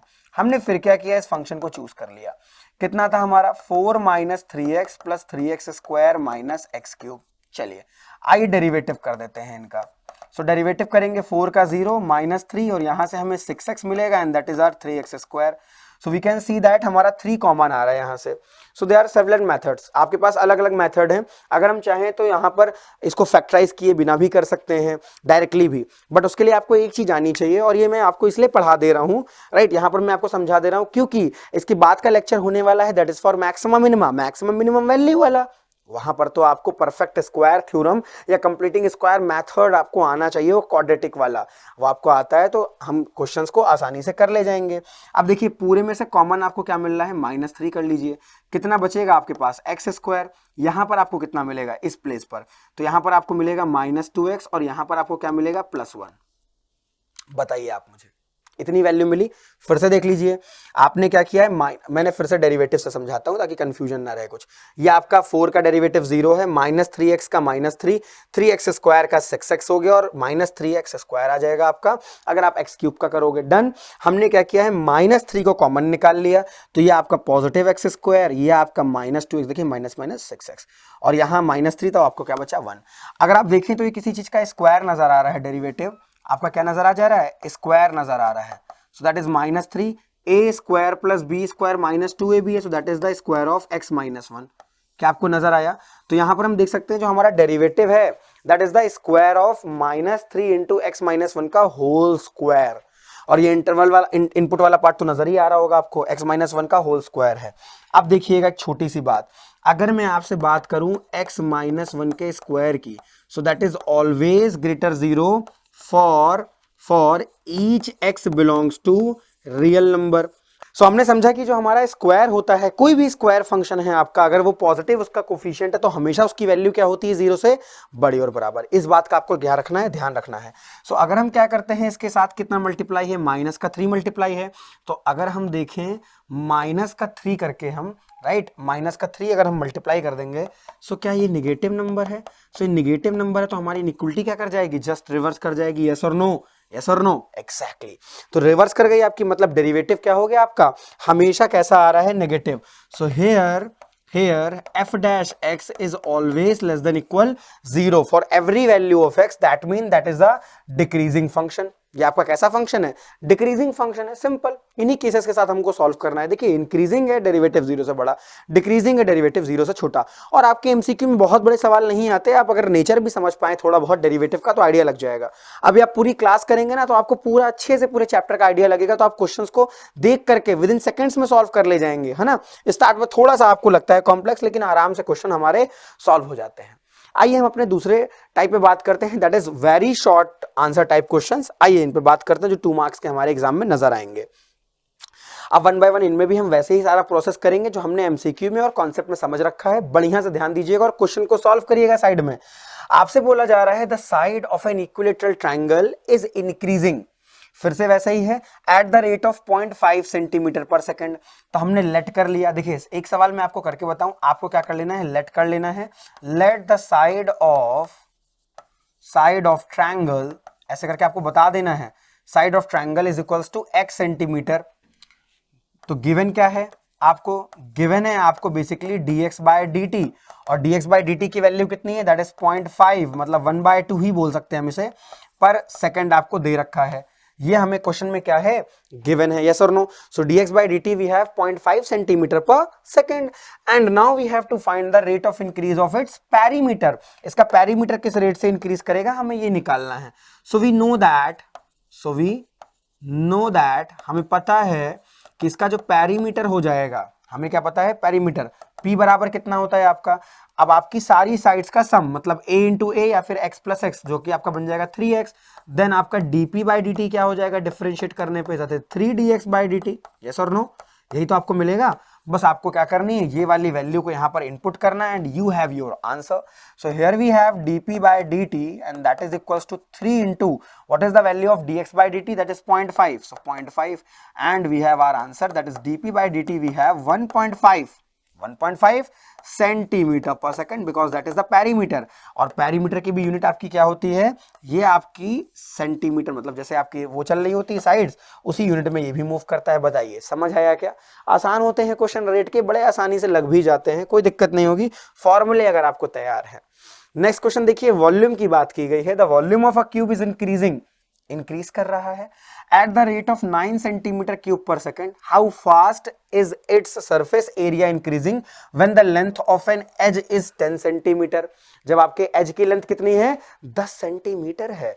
अब देखिएगा आपसे बोला गया क्यूब वॉल्यूम, मतलब क्यूब लगा हुआ है, तो समझ गए हम कि हमारी किसकी वैल्यू है, dv बाय dt की वैल्यू है, जो क्वेश्चन में दे रखी है आपको, dv बाई dt, yes और no. How fast is its area increasing, अगर साइड कितनी कर दी जाए, 10 कर दी जाए। मैं आपसे ये बोलना चाह रहा हूं कि अगर आपसे सरफेस एरिया की बात की गई है, किसके सरफेस एरिया के, क्यूब के, सो क्या आपको पता है। अब देखिए लेट करने वाला काम जैसे मैंने आपको पहले क्वेश्चन में कराया, आपको करना पड़ेगा। मैं थोड़ा सा डायरेक्ट करूंगा क्वेश्चंस को, इस बात का आप ध्यान रखिएगा। सो यहां पर हम क्या करने वाले हैं, लेट कर लेते हैं हम इतना सा कि x क्या है, साइड ऑफ क्यूब है, साइड ऑफ क्यूब आपको x दे रखा है। सो इसका सरफेस एरिया कितना हो जाएगा, सरफेस एरिया डायरेक्ट हम उसे s कर देते हैं। s क्या है आपका, दैट इज सरफेस एरिया। हर एक चीज आपको क्या करनी है, पेपर में, एग्जाम में आपको लेट करके आना है। तो अगर मैं यहां से सरफेस एरिया ऑफ क्यूब पूछूं आपसे, तो आप जानते हैं वो कितना होता है, 6x स्क्वायर। क्यों सर, क्योंकि क्यूब आपका जिस कमरे में आप बैठ के पढ़ाई कर रहे हैं ना, अगर उसकी सारी डायमेंशंस को आप बराबर कर दें तो डायरेक्ट क्यूब, तो उसके पास 6 सर्फेसेस आती हैं, 1 2 3 4 5 6 ऐसे करके बनेंगे आपकी। सो 6x स्क्वायर। और यहां से अगर मैं इसका रेट निकालूं तो ds बाई dt कितना आ जाएगा, 12x आएगा, डायरेक्ट थोड़ा सा कर रहा हूं मैं, और dx बाई dt आएगा, यस और नो। देखिए हमने इसे क्या कर लिया, फर्स्ट इक्वेशन लेट कर लिया। क्यों सर आप यहां छोड़ क्यों रहे हैं, dx बाई dt नहीं पता ना भाई अपने को, हमको तो वॉल्यूम का रेट दे रखा है, हमें साइड का रेट तो दे ही नहीं रखा है सवाल में। तो यहां पर थोड़ा सा गेम होता है क्वेश्चन में कि आपको इसकी मदद से क्या करना होता है, dx बाई dt फाइंड करना होगा। आइए जरा हम इनको सॉल्व करते हैं। हम जानते हैं वॉल्यूम कितना होता है, एक्स क्यूब, साइड क्यूब हो जाता है। सो dv बाई dt कितना हो जाएगा आपका sir, 3x square dx by dt आ जाएगा। सो यहां से हमारा dv बाई dt कितना है, दैट इज 9। इस वैल्यू को आपको यहां रखना है, 3x स्क्वायर आपको मिला, dx बाई dt आ गया। सो dx बाई dt यहां से कितना आ जाएगा, बताओ आप मुझे। सर 3 से 9, हाँ भाई कट कर दो। सो 3 बाय कितना मिल गया हमें, एक्स स्क्वायर मिल गया dx बाई dt। अब हम इस वैल्यू को क्या करेंगे, यहाँ पर इनपुट कर देंगे। तो आपको लिखना होगा by equation 1 and 2 we have, so हमने उसकी वैल्यू को यहाँ पर क्या किया है, पुट कर दिया है, राइट। तो पुट करने पे भी देखिएगा क्या मिलेगा आपको।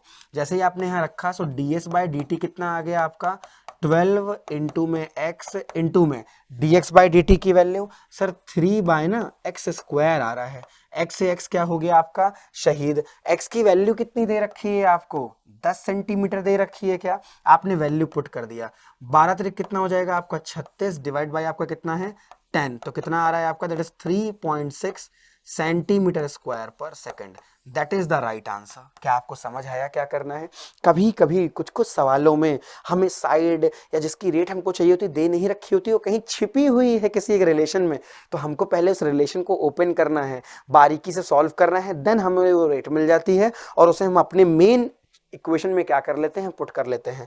प्लीज आप सभी से इतना से मेरी रिक्वेस्ट है कि आप जब इसे करें तो चीजों को लेट कर लीजिएगा, बताइएगा v क्या डिपिक्ट कर रहा है वॉल्यूम को, s क्या डिपिक्ट करता है सरफेस एरिया को, s क्या बताता है साइड को बता रहा है, ds by dt rate of change है। थोड़ा सा कर देंगे ना प्रेजेंटेशन अच्छी, तो आपके जो 1 मार्क्स कट जाते हैं, जो आप 95 पा रहे होंगे 100 लेकर के आएंगे। ओके चलिए मूव करते हैं नेक्स्ट क्वेश्चन की ओर हम सभी। नेक्स्ट क्वेश्चन आपका दे रखा है इंक्रीजिंग डिक्रीजिंग पर ही। So the volume of sphere is increasing at the rate of 3 cubic centimeter per second। अब ये क्या है, आपसे फिर से वॉल्यूम की बात की गई है, मतलब हमें क्या गिवन है, यहाँ पर हमें सवाल में दे रखा है गिवन है। गिवन क्या है आइए देखते हैं। गिवन है आपको dv बाय dt, और dv बाय dt आपका कितना है 3 सेंटीमीटर क्यूब पर सेकंड आपको दे रखा है। कोई डाउट नहीं है sir. Find the rate of increase of its surface area when the radius is 2, मतलब जब आपकी रेडियस कितनी हो जाए, मैंने लेट कर लिया रेडियस कितनी बोली जा रही है 2 centimetre. So at that case आपका ds बाय dt कितना होगा, हमें ये फाइंड करना है, राइट एवरीवन। चलिए आइए बात करें जरा। अगर मैं आपसे सरफेस एरिया की बात करूं तो सरफेस एरिया होगा क्या सर, बात तो स्फीयर की गई है, तो सरफेस एरिया हम जानते हैं 4 पाई आर स्क्वायर हो जाता है। सो ds बाय जो dt आएगा ना, वो आपका आ जाएगा 8 pi r into dr by dt। But गुरुदेव यहाँ तो dr बाई dt पता ही नहीं है, बिल्कुल प्रीवियस वाले सवाल पर गया नहीं है आपका। अब हमको इसी वॉल्यूम की मदद से dr बाई dt मिलेगा, और उसी हम dr बाई dt की वैल्यू क्या करेंगे, यहाँ पर पुट कर देंगे, आंसर आएगा। करने के लिए तैयार हैं आप सभी। चलिए देखिएगा, अब हम इसकी वैल्यू निकालते हैं। ये इसे हम इक्वेशन 1 बना करके अभी हम इसे क्या करते हैं, लीव करेंगे, और यहाँ पर हम फर्दर सॉल्व करेंगे। सो चूंकि we have volume dv by dt जो कि दे रखा है 3 centimetre cube per second. So और वॉल्यूम क्या होता है आपका, वॉल्यूम बराबर आपका एक स्फीयर का होता है, सिंपल सी बात आप सभी को पता होगी 4/3 पाई आर स्क्वायर। सो यहाँ से आपका dv बाई dt कितना आ जाएगा, दैट इज आप आगे कर, सॉरी 4 पाई आर क्यूब होता है ना, 4 पाई आर क्यूब, तो डेरिवेटिव आ जाएगा 3 आ जाएगा cancel out, r square into d r by dt कर दोगे आप सभी। देखिए इतना बना। अब यहां से आपको वैल्यूज मिल जाएंगी। सो हम जानते हैं dv बाई dt की वैल्यू कितनी है, 3 है। 4 पाई आर स्क्वायर ऐसे ही रहने दीजिए, और ये dr बाई dt रहने दीजिए। सो यहां से आपको dr बाई dt मिल गया ना, जो कि आ रहा है 3/4 पाई आर स्क्वायर। अभी मैं कुछ नहीं रख रहा हूं। ओके नाउ अब हम इस वैल्यू को क्या करेंगे, पुट करेंगे इन इक्वेशन 1। हम अपनी इक्वेशन 1 में पुट कर देंगे। कितना आ जाएगा हमारा ds by dt। Now ds by dt हमारा हो जाएगा 8 पाई आर इंटू में 3/4 पाई आर स्क्वायर। इतना मिला आपको। आइए अब देखिएगा, क्या पाई से पाई शहीद हो गया, 4 से हमारा ये 2 हो गया, और एक आर से आर भी हमारा cancel out. So we have ds by dt। आप मेरी बात समझ पाए ना, मैंने डिवाइड कर दिया है, 9 नहीं 3 आपको यहाँ पर दे रखी थी वैल्यू। आप सारी वैल्यूज को हम क्या करते हैं, पुट कर देते हैं। सो 3 2 6 आ जाएगा। सर यहाँ एक r रह गया, और r की वैल्यू 2 बोली गई थी, ये और ये शहीद हो जाएंगे, 3 मिलेगा। So finally we have ds by dt that is 3 centimetre square per second. ds by dt की जो यूनिट होगी क्या होगी, सेंटीमीटर स्क्वायर पर सेकंड। सारी यूनिट क्योंकि किस में थी, सेंटीमीटर में थी। क्यूबिक सेंटीमीटर का मतलब होता है वॉल्यूम बताया गया, सेंटीमीटर क्यूब है आपका। सारी चीजें दे रखी थी, रेडियस 2 थी हमारी, आप देख सकते हैं सरफेस एरिया 4πr² डेरिवेटिव किया हमने, फिर हमने यही इक्वेशन 1 मान के छोड़ा और फिर हमने वॉल्यूम की मदद से क्या किया, dr/dt मतलब रेडियस की जो रेट हमें पता नहीं थी ना, वो हमने क्या कर ली, फाइंड कर ली इसकी मदद से। फिर हमने उसकी वैल्यू को सब्स्टिट्यूट करके सारी चीजें फाइंड की है। क्या कोई दिक्कत लगी आपको यहां तक, बताइए आप मुझे। सारी चीजें हमने क्या कर लिया, बड़ी आसानी से फाइंड कर ली हैं। डिवाइड में फिर हमने वैल्यू रखी यहाँ पर dr/dt की, जो वैल्यू कैंसिल हुई 2 पाई से पाई, एक r से r, 6 बाय आपका r बना। r की वैल्यू कितनी बोली गई थी, रेडियस आपकी 2 बोली गई थी, हमने उसका भी क्या कर लिया है, यूज कर लिया है। क्या हम बढ़ सकते हैं अपने नेक्स्ट क्वेश्चन की ओर? चलिए आइए नेक्स्ट क्वेश्चन सॉल्व करें। सो नेक्स्ट क्वेश्चन में आपसे बात की जा रही है, हमें बताना है कि जो फंक्शन f ऑफ x बराबर log x है ना, that is a decreasing function in 0 to π/2। Okay, close interval 0 से π/2 में कैसा फंक्शन है, डिक्रीजिंग है। सो हमें गिवन क्या है, यहाँ पर गिवन है हमें फंक्शन कितना दे रखा है आपको, f ऑफ x। सो f ऑफ x आपको दे रखा है log और इनपुट में cos x है। हम जानते हैं अगर हमें इंक्रीजिंग डिक्रीजिंग सॉल्व करना है तो हम क्या करते हैं, इंक्रीजिंग डिक्रीजिंग में आप उसका डेरिवेटिव करते हैं, यस और नो। तो आइए डेरिवेटिव कर लेते हैं फटाफट। अगर हम इसका डेरिवेटिव करते हैं f डैश x, हमने क्या किया है, डिफरेंशिएट किया है विथ रिस्पेक्ट टू x। हमने क्या कर लिया है, डिफरेंशिएट करने पे मिलेगा कितना, log cos x कितना होता है, 1 अपॉन cos x, और फिर cos x का डेरिवेटिव कितना हो जाएगा सर, माइनस sin x हो जाएगा, और sin by cos sir minus tan x। सो f डैश x जो आ रहा है आपका, that is minus tan x आ गया। क्या आपको इतना मिला? अब देखिएगा यहीं से आपका सारा गेम बदल जाएगा, ध्यान दीजिएगा यहाँ से। ओके, अगर मैं यहाँ से आपसे पूछता हूँ, ये आपको tan x तो मिल गया और आपसे इंटरवल क्या बोला गया, 0 से π/2। तो अगर मैं आपसे बोलूँ कि भाई जो tan x फंक्शन होता है ना, tan x फंक्शन 0 से π/2 में कैसा होता है, तो आप जानते हैं कि फर्स्ट क्वाड्रेंट में tan वाले भैया कैसे होते हैं, हमेशा पॉजिटिव होते हैं, और थर्ड वाले क्वाड्रेंट में tan वाले भैया कैसे होते हैं, positive. So we know that the value of tan x will be greater equal 0, okay, for every x belongs to 0 to π/2, yes और नो। हमारा जो x है वो अगर 0 से π/2 के बीच में बिलोंग करेगा, या वैल्यू भी आप 0 ले लो तो कोई दिक्कत नहीं, tan 0 की वैल्यू 0 होती है, तो आपका हमेशा ग्रेटर इक्वल 0 होगा। देन माइनस tan x क्या हो जाएगा, that will be less than equal 0, and for similar case for every x belongs to 0 to π/2। Why? Because अगर ये पॉजिटिव था, हमने माइनस से मल्टीप्लाई किया, इनइक्वलिटी क्या कर जाएगी, जस्ट छलांग मार के चेंज हो जाएगी। तो हमने भी इनइक्वलिटी को क्या किया है, चेंज कर दिया। अब आपको ये केस नजर आ रहा है ना, और ये वैल्यू किसकी है आपकी, that is for f dash x। so here we can see that f dash x should be less than equal 0। ये आपका क्या है, 0 है for each x belongs to 0 to π/2, hence proof खत्म। देखिए, और 0 का मतलब क्या होता है, दैट इज डिक्रीजिंग, और हमें क्या प्रूफ करना था, डिक्रीजिंग है आपका। तो आपका 0 से π/2 में ये वैल्यू हमेशा कैसी आ रही है, f डैश x की वैल्यू हमेशा 0 से क्या मिलेगी, छोटी और बराबर। That mean it is proof कि आपका फंक्शन हमेशा क्या रहेगा, derivative, sorry, the derivative of that function is always less than equal 0 for every x belongs to 0 to π/2। इतनी सी स्टेटमेंट आपको देनी होगी। सो आपको ये बताना पड़ेगा, the value of the differentiation of that function या f dash x is always less than equal 0 for every x belongs to 0 to π/2, hence proof that is a decreasing function in this interval. That's it. इतना statement आप लिख के आते हैं, answer आ जाता है। कुछ लोग वैल्यूज पुट करके देखते हैं, राइट, नेचर सिंपल सा समझिए, उससे आराम से क्वेश्चन सॉल्व हो जाते हैं आपके। सो दैट इज फॉर डिक्रीजिंग। किसकी कंडीशन है ये, डिक्रीजिंग की है। ओके, तो यार डिक्रीजिंग कंडीशन हमने ले ली है, और डिक्रीजिंग के लिए आपका f डैश x क्या होना चाहिए, लेस देन इक्वल 0 होना चाहिए। ओके, आइए मूव करते हैं नेक्स्ट क्वेश्चन की ओर। चलिए नेक्स्ट क्वेश्चन की अगर हम बात करें, so find the interval for which the function हमें दे रखा है और ये इंक्रीज करे।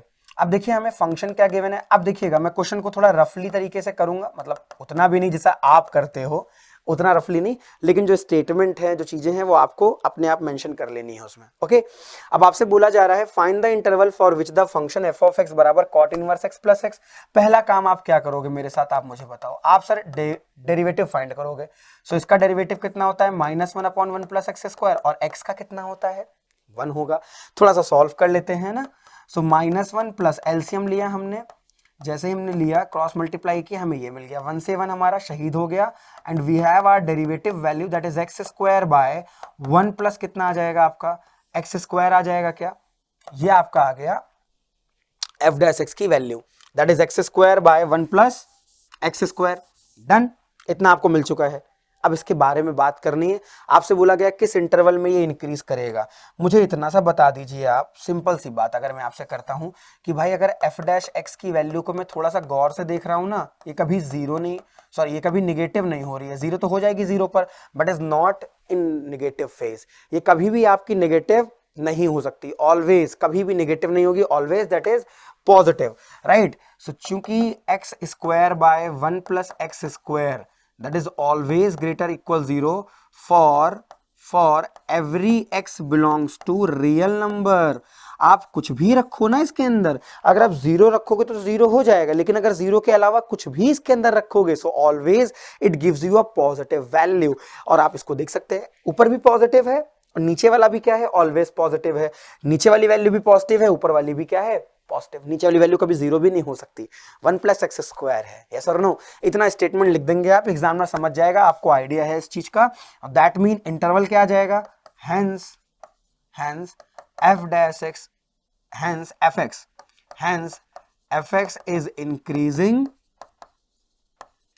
Increasing for every value of x. अगर आप इसको स्टेटमेंट में लिखना चाहते हैं तो पूरा लिखेंगे, अदरवाइज सिंबल भी आप यूज कर सकते हैं। x belongs to value of x belongs to minus infinity से इंफिनिटी, और रियल नंबर भी बोल सकते हो आप, ओके ये ध्यान रखिएगा। सो इंटरवल क्या आ गया आपका, माइनस इंफिनिटी से इंफिनिटी आपका क्या आ जाएगा, दैट इज योर इंटरवल। समझ आया आपको, मतलब फंक्शंस में आपको डेरिवेटिव के नेचर भी देखने हैं साथ साथ में, उससे आपको आइडिया लगना शुरू हो जाएगा। आइए बात करें नेक्स्ट क्वेश्चन की। In the next question we have, next question को अगर हम देख सकें, सो नेक्स्ट क्वेश्चन में हमसे बात की जा रही है, just a minute, okay. So next question हमारा आ गया है, हमसे बोला जा रहा है so that the function f given by f of x करके कुछ दे रखा है इनवर्स में और ट्रिग्नोमेट्री में, is decreasing for all value. इसके बीच में क्या कर रहा है, ये डिक्रीज कर रहा है, हमें ऐसा बताना है। बहुत ही सिंपल क्वेश्चन, चूरन कैसे समझिएगा। अब कुछ लोग इसमें सोचते हैं कि ITF का यूज करेंगे और कुछ कैंसिल आउट करें, नहीं भाई बहुत आसानी से हो जाएगा, सिंपल डेरिवेटिव का सवाल है। कैसे समझिएगा, हमें गिवन क्या है, सो गिवन है हमें f ऑफ x बराबर tan inverse sin x plus cos x, ये करके हमें दे रखा है। f ऑफ x कितना है हमारा, that is tan inverse x आपका, tan inverse sin x plus cos x आपको दे रखा है यहाँ पर। अब क्या करना है आपको, इसका डेरिवेटिव कर देना है, f डैश x कर देना है। tan इनवर्स का डेरिवेटिव कितना हो जाता है, that is 1/1 plus sin x plus cos x का होल स्क्वायर हो जाएगा, यस और नो। भाई tan इनवर्स x का क्या होता है derivative, that is 1/1 plus x square, input का स्क्वायर, इनटू में by chain rule sin x का कितना हो जाएगा, दैट इज cos x, और cos x का कितना हो जाएगा, माइनस sin x हो जाएगा। बताइए आप सभी, इतना बनेगा कि नहीं। फिर से समझा दूं, डेरिवेटिव आपको कोई दिक्कत की बात नहीं है, कोई चिंता की बात नहीं है। 1 plus sin x by plus cos x का स्क्वायर बना और ये बना। एक और बात समझिएगा, थोड़ा सा सही से लिख देता हूं मैं आपको, तब आपको फील आएगा ना। सो cos x minus sin x अपन ने ऐसे लिख दिया, और नीचे आपको मिलता है 1 plus sin x plus cos x का whole square. So we can see that here the base of this particular derivative that is always positive, क्योंकि यहां पर क्या लगा हुआ है, स्क्वायर आपका। सो दैट इज ऑलवेज क्या है आपका, ये पॉजिटिव दे रखा है। सो हियर वी हैव, चूंकि 1 plus sin x plus cos x का square that is always greater equals to 0। Actually आपका 0 के बराबर भी कभी नहीं होगा, that is always greater than 0 for x belongs to real number. अगर आपका x क्या कर दिया जाए, रियल नंबर से बिलोंग कर दिया जाए, तो जो चेंज का नेचर आएगा, डेरिवेटिव का जो नेचर चेंज करेगा पॉजिटिव नेगेटिव, वो आपका कौन करेगा, that is cos x minus sin x, वो आपका cos x और sin x कर रहा होगा। अब आपको इसी से आइडिया लगना शुरू हो जाएगा। तो अगर मैं आपसे बोलूं, राइट, इस इंटरवल की बात करें, सो इन इंटरवल अगर मैं आपसे बोलूं π/4 से क्या है, π/2, राइट। सो हम इसे क्या लिख सकते हैं कि हमारी जो x की वैल्यू है वो π/4 से कैसी है, आपकी π/2 के बीच में है। अगर मैं इस इंटरवल में बात करूं तो हमें ये समझना होगा कौन बड़ा होता है। देखिए π/4 से π/2 में जो आपका कॉस होता है वो साइन से छोटा होता है और जो साइन होता है वो बड़ा हो जाता है। So in that case we can see that the result of that is negative. Okay, so इस केस में आपका, इस इंटरवल में आपका अगर मैं बात करूं so cos x minus sine x क्या रहता है, that is always less than 0। आपका कैसा रहेगा, हमेशा नेगेटिव रहेगा, आपको ये समझना पड़ेगा। और क्लोज इंटरवल π/4 है तो वहां 0 हो जाएगा, आप लेस देन इक्वल 4 कर देंगे। अब ये कैसे, थोड़ा सा मैं आपको ग्राफ से भी समझाने की कोशिश करूंगा, राइट। चलिए देखिएगा, अगर मैं आपसे यहां पर बताऊं एक्सप्लेनेशन में एक ग्राफ, ये आपका किसका ग्राफ है, that is the graph of sine x। थोड़ा सा और कर्व हम कर देते हैं इसे, right, graph of sine x, ये आपका साइन x का ग्राफ है। ये आपकी π/2 वाली एक्सिस है ना भाई, और ये वाला कौन सा पॉइंट होगा हमारा, आधे में π/4 होगा। अब इसके बीच में हम sin x minus cos x का आपको ग्राफ बना के दिखा रहे हैं। ओके, अब अगर हम cos x का बनाएं तो cos x कुछ इस तरीके से आपका पास होता है, that is the graph of cos x। कुछ इस तरीके से आगे जाकर के यहां से कट के ऊपर जाएगा आपका। अब देखिएगा ये वाला पॉइंट, ये वाला पॉइंट, अब यहां से अगर देखें, अब ये पॉइंट आपका 0 है, सो 0 से π/4 तक cos बड़ा साइन छोटा। लेकिन अगर मैं π/4 से π/2 तक देखूं तो साइन बड़ा और cos छोटा।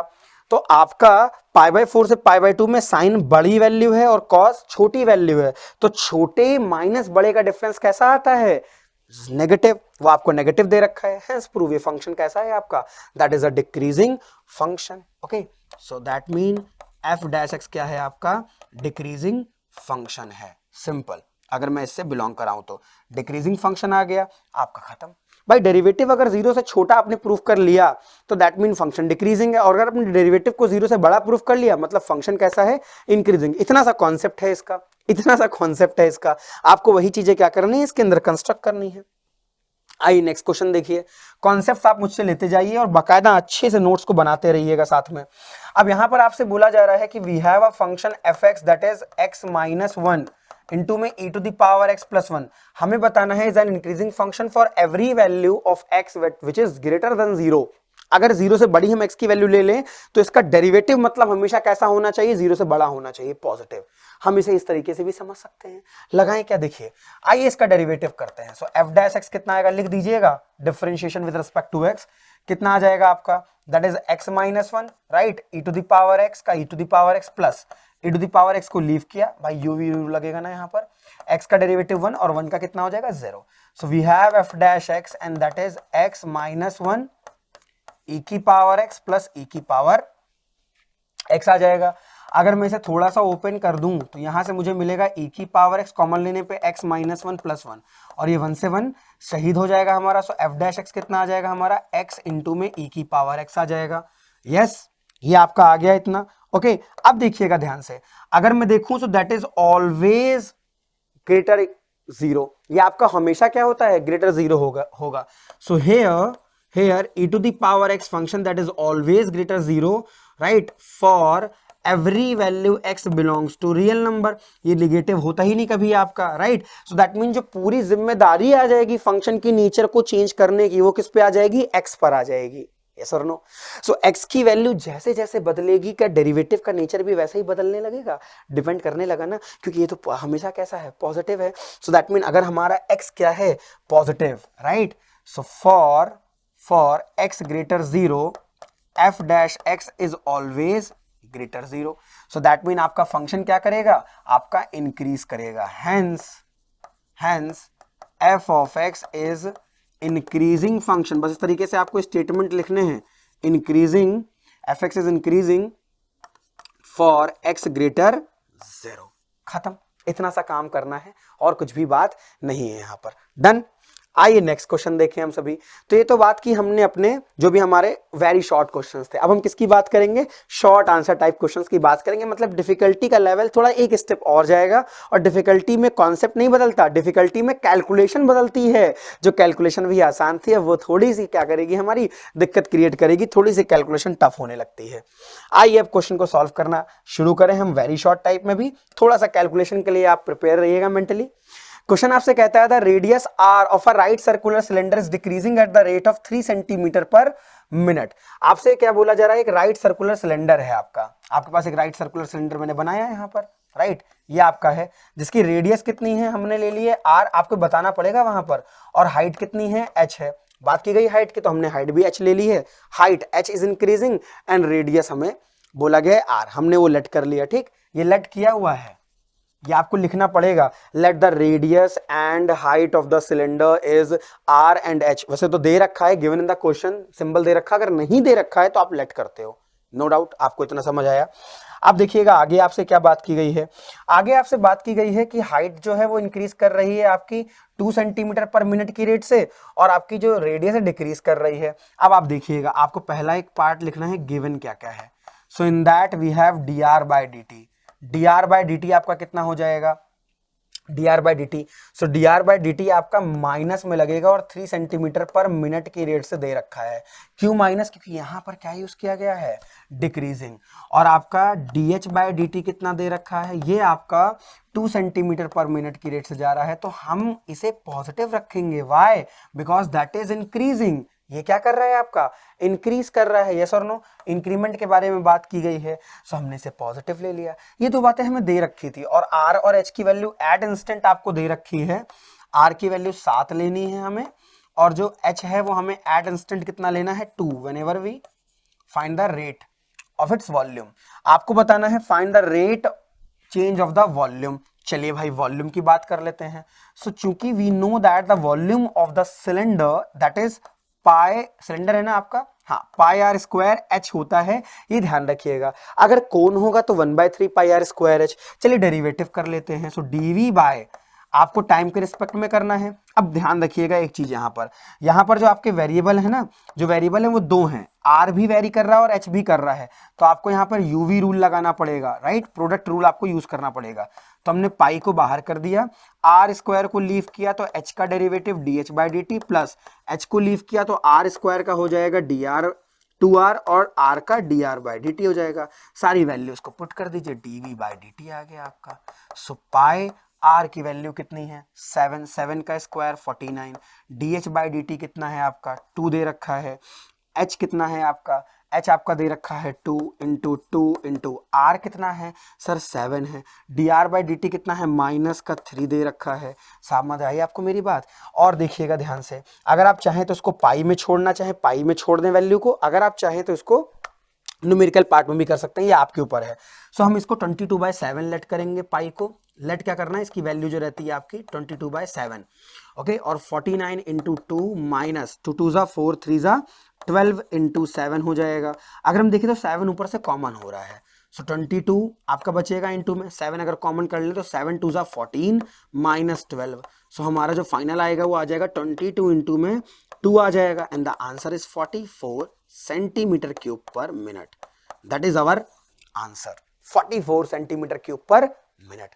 क्या आपको समझ आया सवाल? बस इतना सा काम है, थोड़ी थोड़ी कैलकुलेशन बढ़ेंगी, बारीकियों पे ध्यान दीजिएगा। अब यहाँ पे आपके वेरिएबल 2 हो गए थे, दोनों चेंज हो रहे थे, तो हमने क्या लगाया है, यूवी रूल यूज कर लिया है। ये एरर का पॉइंट है, आप या तो एच को कर देते हो या तो आर को कर देते हो, ऐसा करना नहीं है, दोनों को ही करते हुए चलना है।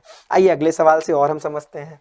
आपसे बोला गया stone is dropped into a quite lake and waves move in circles at a speed of 5 centimetre per second. ये काम तो हम सभी ने अपने बचपन में बड़े ही आनंद के साथ किया हुआ है। जब भी बरसात होती थी तो साइड में जहां पर भी हमारे तालाब में पानी भर जाता था तो हम क्या करते थे, एक स्टोन लेते थे, राइट, और उसे हम उसे पानी में डालते थे, तो आप देखते हैं पानी में डिस्टर्बेंस क्रिएट होता है, एक सर्कुलर वेव क्रिएट हो जाती थी। यस, और ये अब उसी में आपको दे रखा है कि वो जो सर्कल है वो आपका इंक्रीज किस रेट से कर रहा है, 5। सर्कल इनके पास एक ही फैक्टर होता है, वो क्या होता है, उसकी रेडियस। जैसे से उसकी रेडियस बढ़ाओगे ना, उसका सर्कल का साइज बढ़ता चला जाता है। सो दैट मीन हमें गिवन क्या है, इस सवाल के अंदर आपको दे रखा है उस सर्कल की radius. So dr by d T, मैं फिर से कह रहा हूं आपको लेट करना पड़ेगा इसके अंदर सबसे पहले, ओके, आपको लेट कर लेना है कि रेडियस जो सर्कल की है वो हमने r मानी हुई है, then dr by d t है। ऐसे एग्जामिनर को नहीं पता चलने वाला r क्या है x क्या है, तो लेट करके बताइएगा जरूर। आप सभी को यहां तो आइडिया है कि हमने रेडियस मानी हुई है, radius of circle. At instant when the radius of the circular wave is 8, मतलब r की वैल्यू यहाँ कितनी दे रखी है, 8 दे रखी है, और हमने रेडियस को क्या मान लिया है, r माना हुआ है। How fast is the enclosed area increasing, इसका एरिया कितनी तेजी से इंक्रीज करेगा, हमें ये बताना है। देखिए एरिया हम जानते हैं कितना होता है, that is pi r square, right, we know that. So d a by d t कितना हो जाएगा आपका, so that is 2 pi r into में d r by d t आ जाएगा।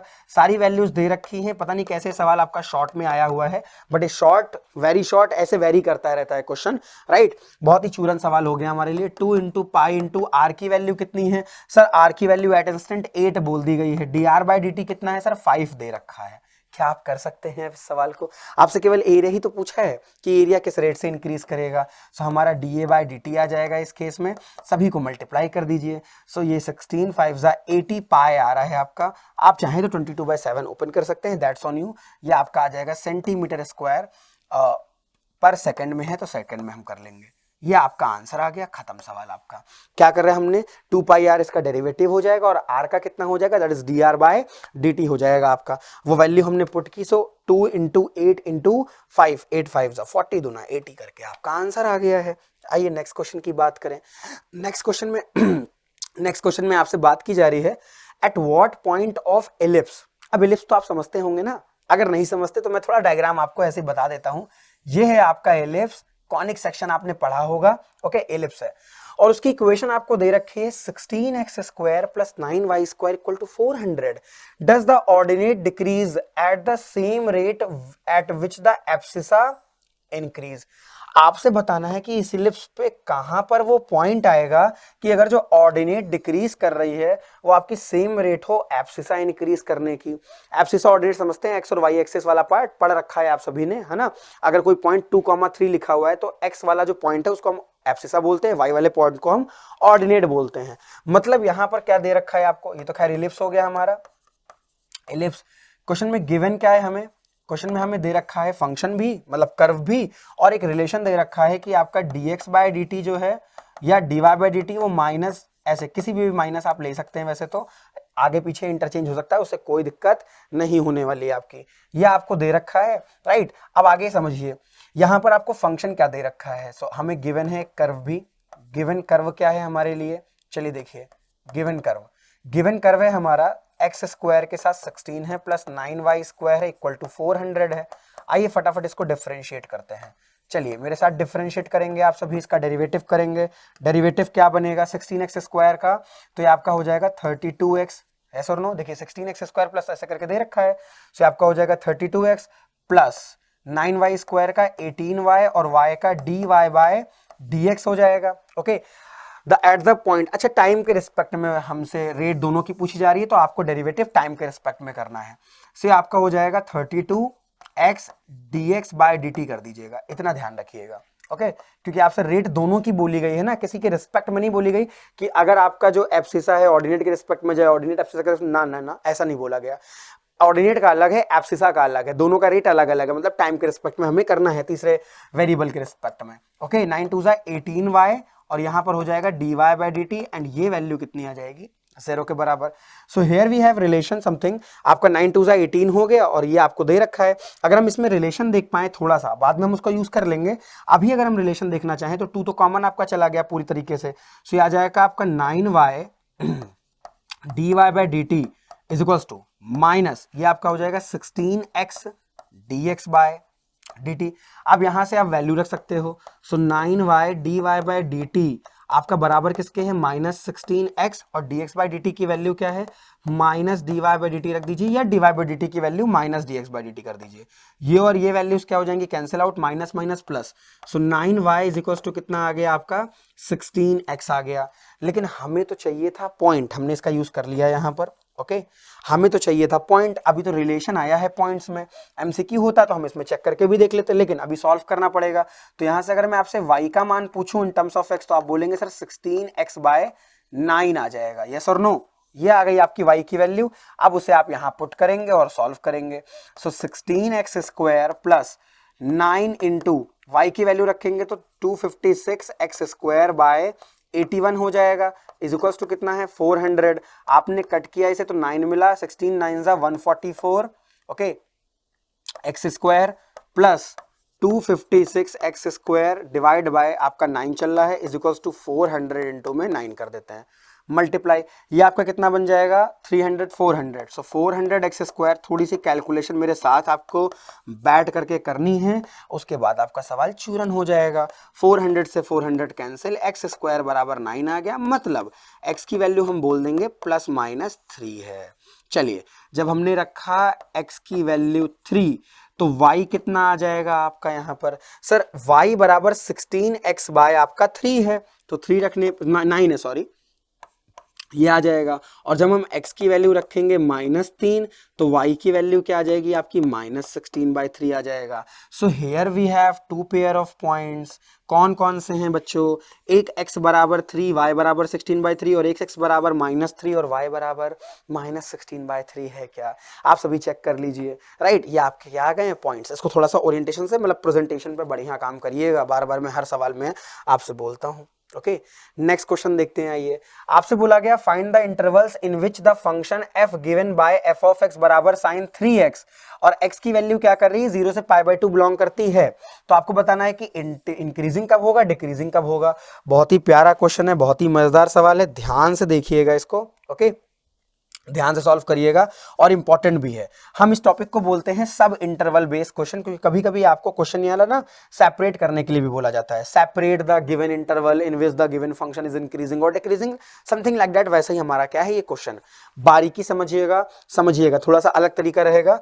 आपको फंक्शन क्या गिवन है, आपको गिवन फंक्शन क्या है, f ऑफ x आपको क्या दे रखा है, sin 3x दे रखा है, एंड आपको क्या दे रखा है कि जो x की वैल्यू है वो 0 से आपकी क्या दे रखी है π/2 के बीच में। लेकिन सर यहां पर जो हमारा इनपुट है वो तो 3x है, तो अगर मैं 3x के लिए इस डोमेन की बात करूं तो ये कहां से कहां तक जाएगी, 0 से आपकी 3 π/2 तक मूव करेगी। राइट, ओरिजिनली अगर मैं आपसे बोलूं, ओरिजिनली आपसे बोलूं कि 3x कहां से जा रहा है, तो 3x आपका कहां से बिलोंग कर रहा है, 0 से लेके 3 π/2 तक आपका जा रहा होगा। यस और नो, ये आपका जा रहा है। ओके, अब देखिएगा 3x की वैल्यू 0 से 3 π/2 तक है। अब देखिए, हम सारा काम जैसे करते हैं बिल्कुल वैसे ही करेंगे, बाद में हम इस इंटरवल को थोड़ा सा देखेंगे और उसी से हम आंसर करेंगे। चलिए, फर्स्ट स्टेप क्या है, हमारे स्टेप्स क्या थे, आइए देखिए। पहला काम हमें क्या कर देना है, डेरिवेटिव कर देना है। क्या डेरिवेटिव कितना आ जाएगा आपका, 3 cos 3x आ जाएगा। यस और नो, इतना आ गया आपका, कितना आ रहा है 3 cos 3x। और आपके लिए जो वर्किंग इंटरवल मिल चुका है, वर्किंग इंटरवल वो कौन कौन सा है, फर्स्ट, सेकंड और थर्ड ही मिले हैं। रीजन, क्योंकि 0 से अगर हम 3 π/2 तक मूव करेंगे तो यहीं तक जाएगा 270 डिग्री तक। यस और नो, तो आपको 3 इंटरवल मिले हुए हैं, आपको इन्हीं में चेक करना होगा। अब आपका डेरिवेटिव में आया क्या है, कॉस। अगर मैं बोलूं कि अगर आपको इंक्रीजिंग के लिए निकालना है तो first case, first for increasing, आपको इंक्रीजिंग के लिए निकालना है। इंक्रीजिंग के लिए किस केस में, अच्छा देखिए, इंक्रीजिंग के लिए आपका f' क्या होना चाहिए, 0 से बड़ा बराबर। तो मैंने कहा भाई 3 cos 3x जो है ना, जो ये आपका 0 से बराबर होना चाहिए। सो cos 3x को हमने 0 से बड़ा बराबर रखना है। यस और नो, 3 को हमने 0 में भेज दिया। अब इंटरवल देखते हैं। चलिए, अब बताइए cos की वैल्यू जो है वो कहां कहां पॉजिटिव होगी, कहां कहां पर आपकी पॉजिटिव होगी, तो केवल फर्स्ट क्वाड्रेंट है आपका जहां पर ये क्या होता है, पॉजिटिव। और ये दो क्वाड्रेंट में आपकी cos की वैल्यू क्या हो जाती है, नेगेटिव हो जाती है। तो अगर मैं यहां से बोलूं हेयर 3x, मतलब अगर आपको क्या करना है, आपको क्या करना है, अपने डेरिवेटिव को मतलब cos को 0 से बड़ा रखना है। ओके, देन x की वैल्यू मतलब इनपुट की जो वैल्यू है वो कहां से बिलोंग करनी चाहिए, 0 से π/2 तक बिलोंग करनी चाहिए। यस और नो, 0 से π/2 तक, ये लिमिट कौन सी है, π/2।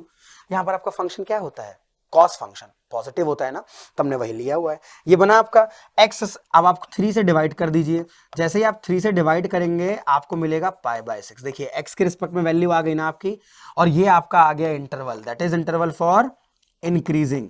किसके लिए, आपका इंक्रीजिंग के लिए इंटरवल तैयार है। और इंक्रीजिंग का इंटरवल क्या है, 0 से π/6 है। आइए डिक्रीजिंग के लिए भी हम इसे सॉल्व कर लेते हैं। राइट, तो हम सेकंड केस क्या करने वाले हैं, फॉर डिक्रीजिंग। आइए बात करें डिक्रीजिंग के लिए। देखिएगा मेहनत लगती है सवालों में, जान डालनी पड़ेगी आपको अपनी। सो यहाँ पर एफ डैश एक्स क्या हो जाएगा आपका, लेस देन इक्वल 0। अब 3 cos 3x, बिल्कुल वही सिनेरियो है, सारी चीजें 0 होती हैं। सो cos 3x हम इंटरवल फाइंड करने हैं ना, सो cos 3x हमारा लेस देन इक्वल 0 होना चाहिए। अब इस पूरे वर्किंग प्रोसेस में यहाँ और यहाँ हमारा फंक्शन कैसा होता है, negative. So that mean for cos 3x less than equal 0 आपका जो x है वो कहाँ से बिलोंग करना चाहिए, π/2 से आपका 3π/2 तक करना चाहिए। 3x बिलोंग, इनपुट वाला जो पार्ट है आपका ये, और जब आप 3 से कैंसिल आउट करेंगे तो ये बन जाएगा π/6 से आपका π/2 तक। देखिए तैयार हो गया आपका दूसरा इंटरवल। और ये किसके लिए है, दैट इज फॉर डिक्रीजिंग। ये किसके लिए, आपका डिक्रीजिंग के लिए है, ध्यान रखिएगा। ओके, सो डिक्रीजिंग के लिए हमारा जो इंटरवल तैयार हुआ है दैट इज π/6 टू π/2, और इंक्रीजिंग के लिए जो है वो 0 से आपका π/6 से इंटरवल, वही क्लोज इंटरवल आप स्क्वायर ब्रेसेस यूज करते हैं ना, बस उसको यूज कर लीजिएगा, आंसर आपका यहाँ पर आ जाएगा। क्या आपको एक क्वेश्चन समझ आए हैं? अब यही होते हैं सेपरेट करने वाले। आप देखोगे उसी 0 से π/2 के इंटरवल को ना हमने दो पार्ट में तोड़ा, एक 0 से π/6 और एक π/6 से π/2। इसी तरीके से हम क्वेश्चंस को क्या करते हैं, ब्रेक करते हैं, सॉरी इंटरवल्स को हम क्या करते हैं, ब्रेक कर लेते हैं। इस बात का ध्यान रखिए। मैं इतना जोर इसलिए डाल रहा हूं क्योंकि ऐसे सवाल बहुत इंपॉर्टेंट है और आते भी हैं। पीवाईक्यू उठा के देखिए, आते भी हैं सब इंटरवल बेस्ड क्वेश्चन। सेपरेट करना इंटरवल को, या एक इंटरवल को दो पार्ट में तोड़ना, जिसमें से एक में इंक्रीजिंग है, दूसरे में क्या है, डिक्रीजिंग है। इस बात का ध्यान रखिएगा इस तरीके से। और ये हमने वर्किंग प्रोसेस बना लिया है ताकि आपको समझ है कि एक्चुअल में कैसे मूव कर रहा है, कहां से कहां तक आपको क्या लेना है, 3x की वैल्यू को पिक करना है। वरना आप तो इसको भी पॉजिटिव कर लेते, लेकिन ये तो हमारे वर्किंग डोमेन में है ही नहीं, पीरियड से बाहर चला जाएगा हमारे, राइट। अब आइए बात करते हैं अपने नेक्स्ट टाइप की। नेक्स्ट टाइप हमारा क्या है, that is long answer type questions. आइए बात करते हैं हम लोग लॉन्ग आंसर टाइप क्वेश्चंस पे, और इसी से हमें नंबर गेन करने होते हैं। यही वो सवाल हैं जिसके अंदर सारे कॉन्सेप्ट्स पूरे अच्छे तरीके से आपके इसके अंदर लग जाते हैं। अब ध्यान दीजिएगा लॉन्ग आंसर टाइप क्वेश्चंस पर।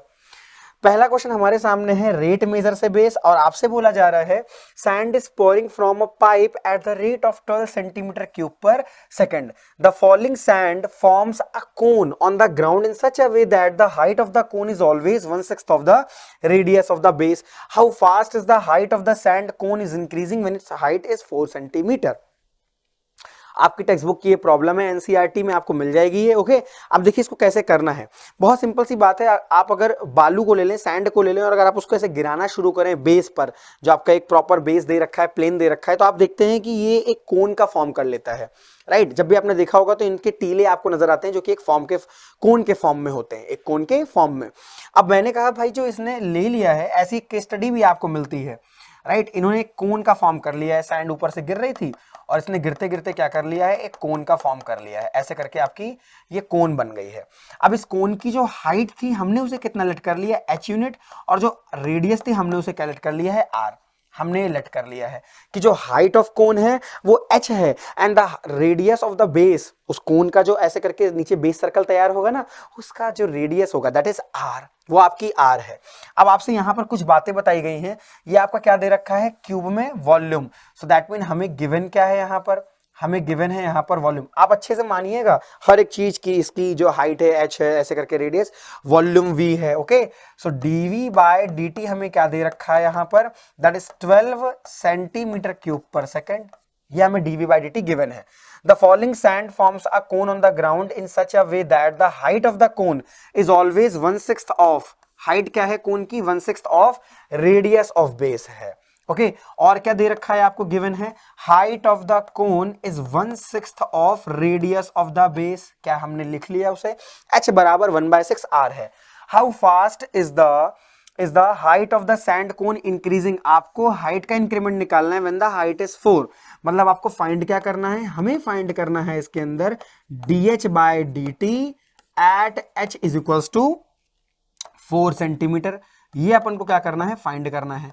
क्या हम शुरू करें अब क्वेश्चन को। ये मैंने वो बातें बताई जो आपको इस पर्टिकुलर सवाल में दे रखी हैं। हम पूरे क्वेश्चन में चीजें थी और जो हमने माना है वो भी हमने आपको बता रखा है, लेट कर लिया था। आइए हम आगे बढ़ते हैं। अब हम जानते हैं वॉल्यूम क्या होता है आपका। अगर मैं एक कोन के वॉल्यूम की बात करता हूं, सो 1/3 पाई r स्क्वायर h होता है, यस और नो।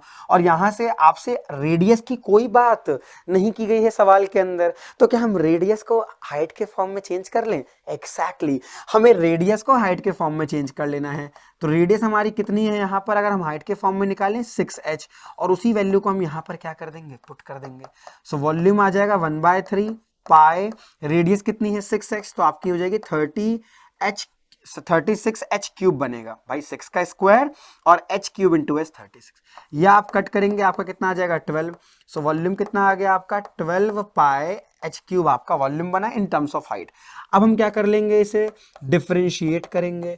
सो dv बाय dh आएगा कितना, सॉरी t के रिस्पेक्ट में करना है, क्यों, क्योंकि यहाँ पे आपको रेट निकालनी है, तो हाइट के रिस्पेक्ट में नहीं करिएगा। dv बाय dt आप आगे ले आएंगे, तो 36 पाई h स्क्वायर इंटू में dh बाय dt बचेगा आपके पास। अब आपको क्या करना है, इसके अंदर dh बाय dt निकालना है। सर dv बाय dt हमें 12 दे रखा है, हमने रख दिया, 36 वैसे ही रहेगा आपका, पाई ऐसे ही होल्ड कर लीजिए, h की वैल्यू 4 है तो 4 का स्क्वायर 16 हो जाएगा।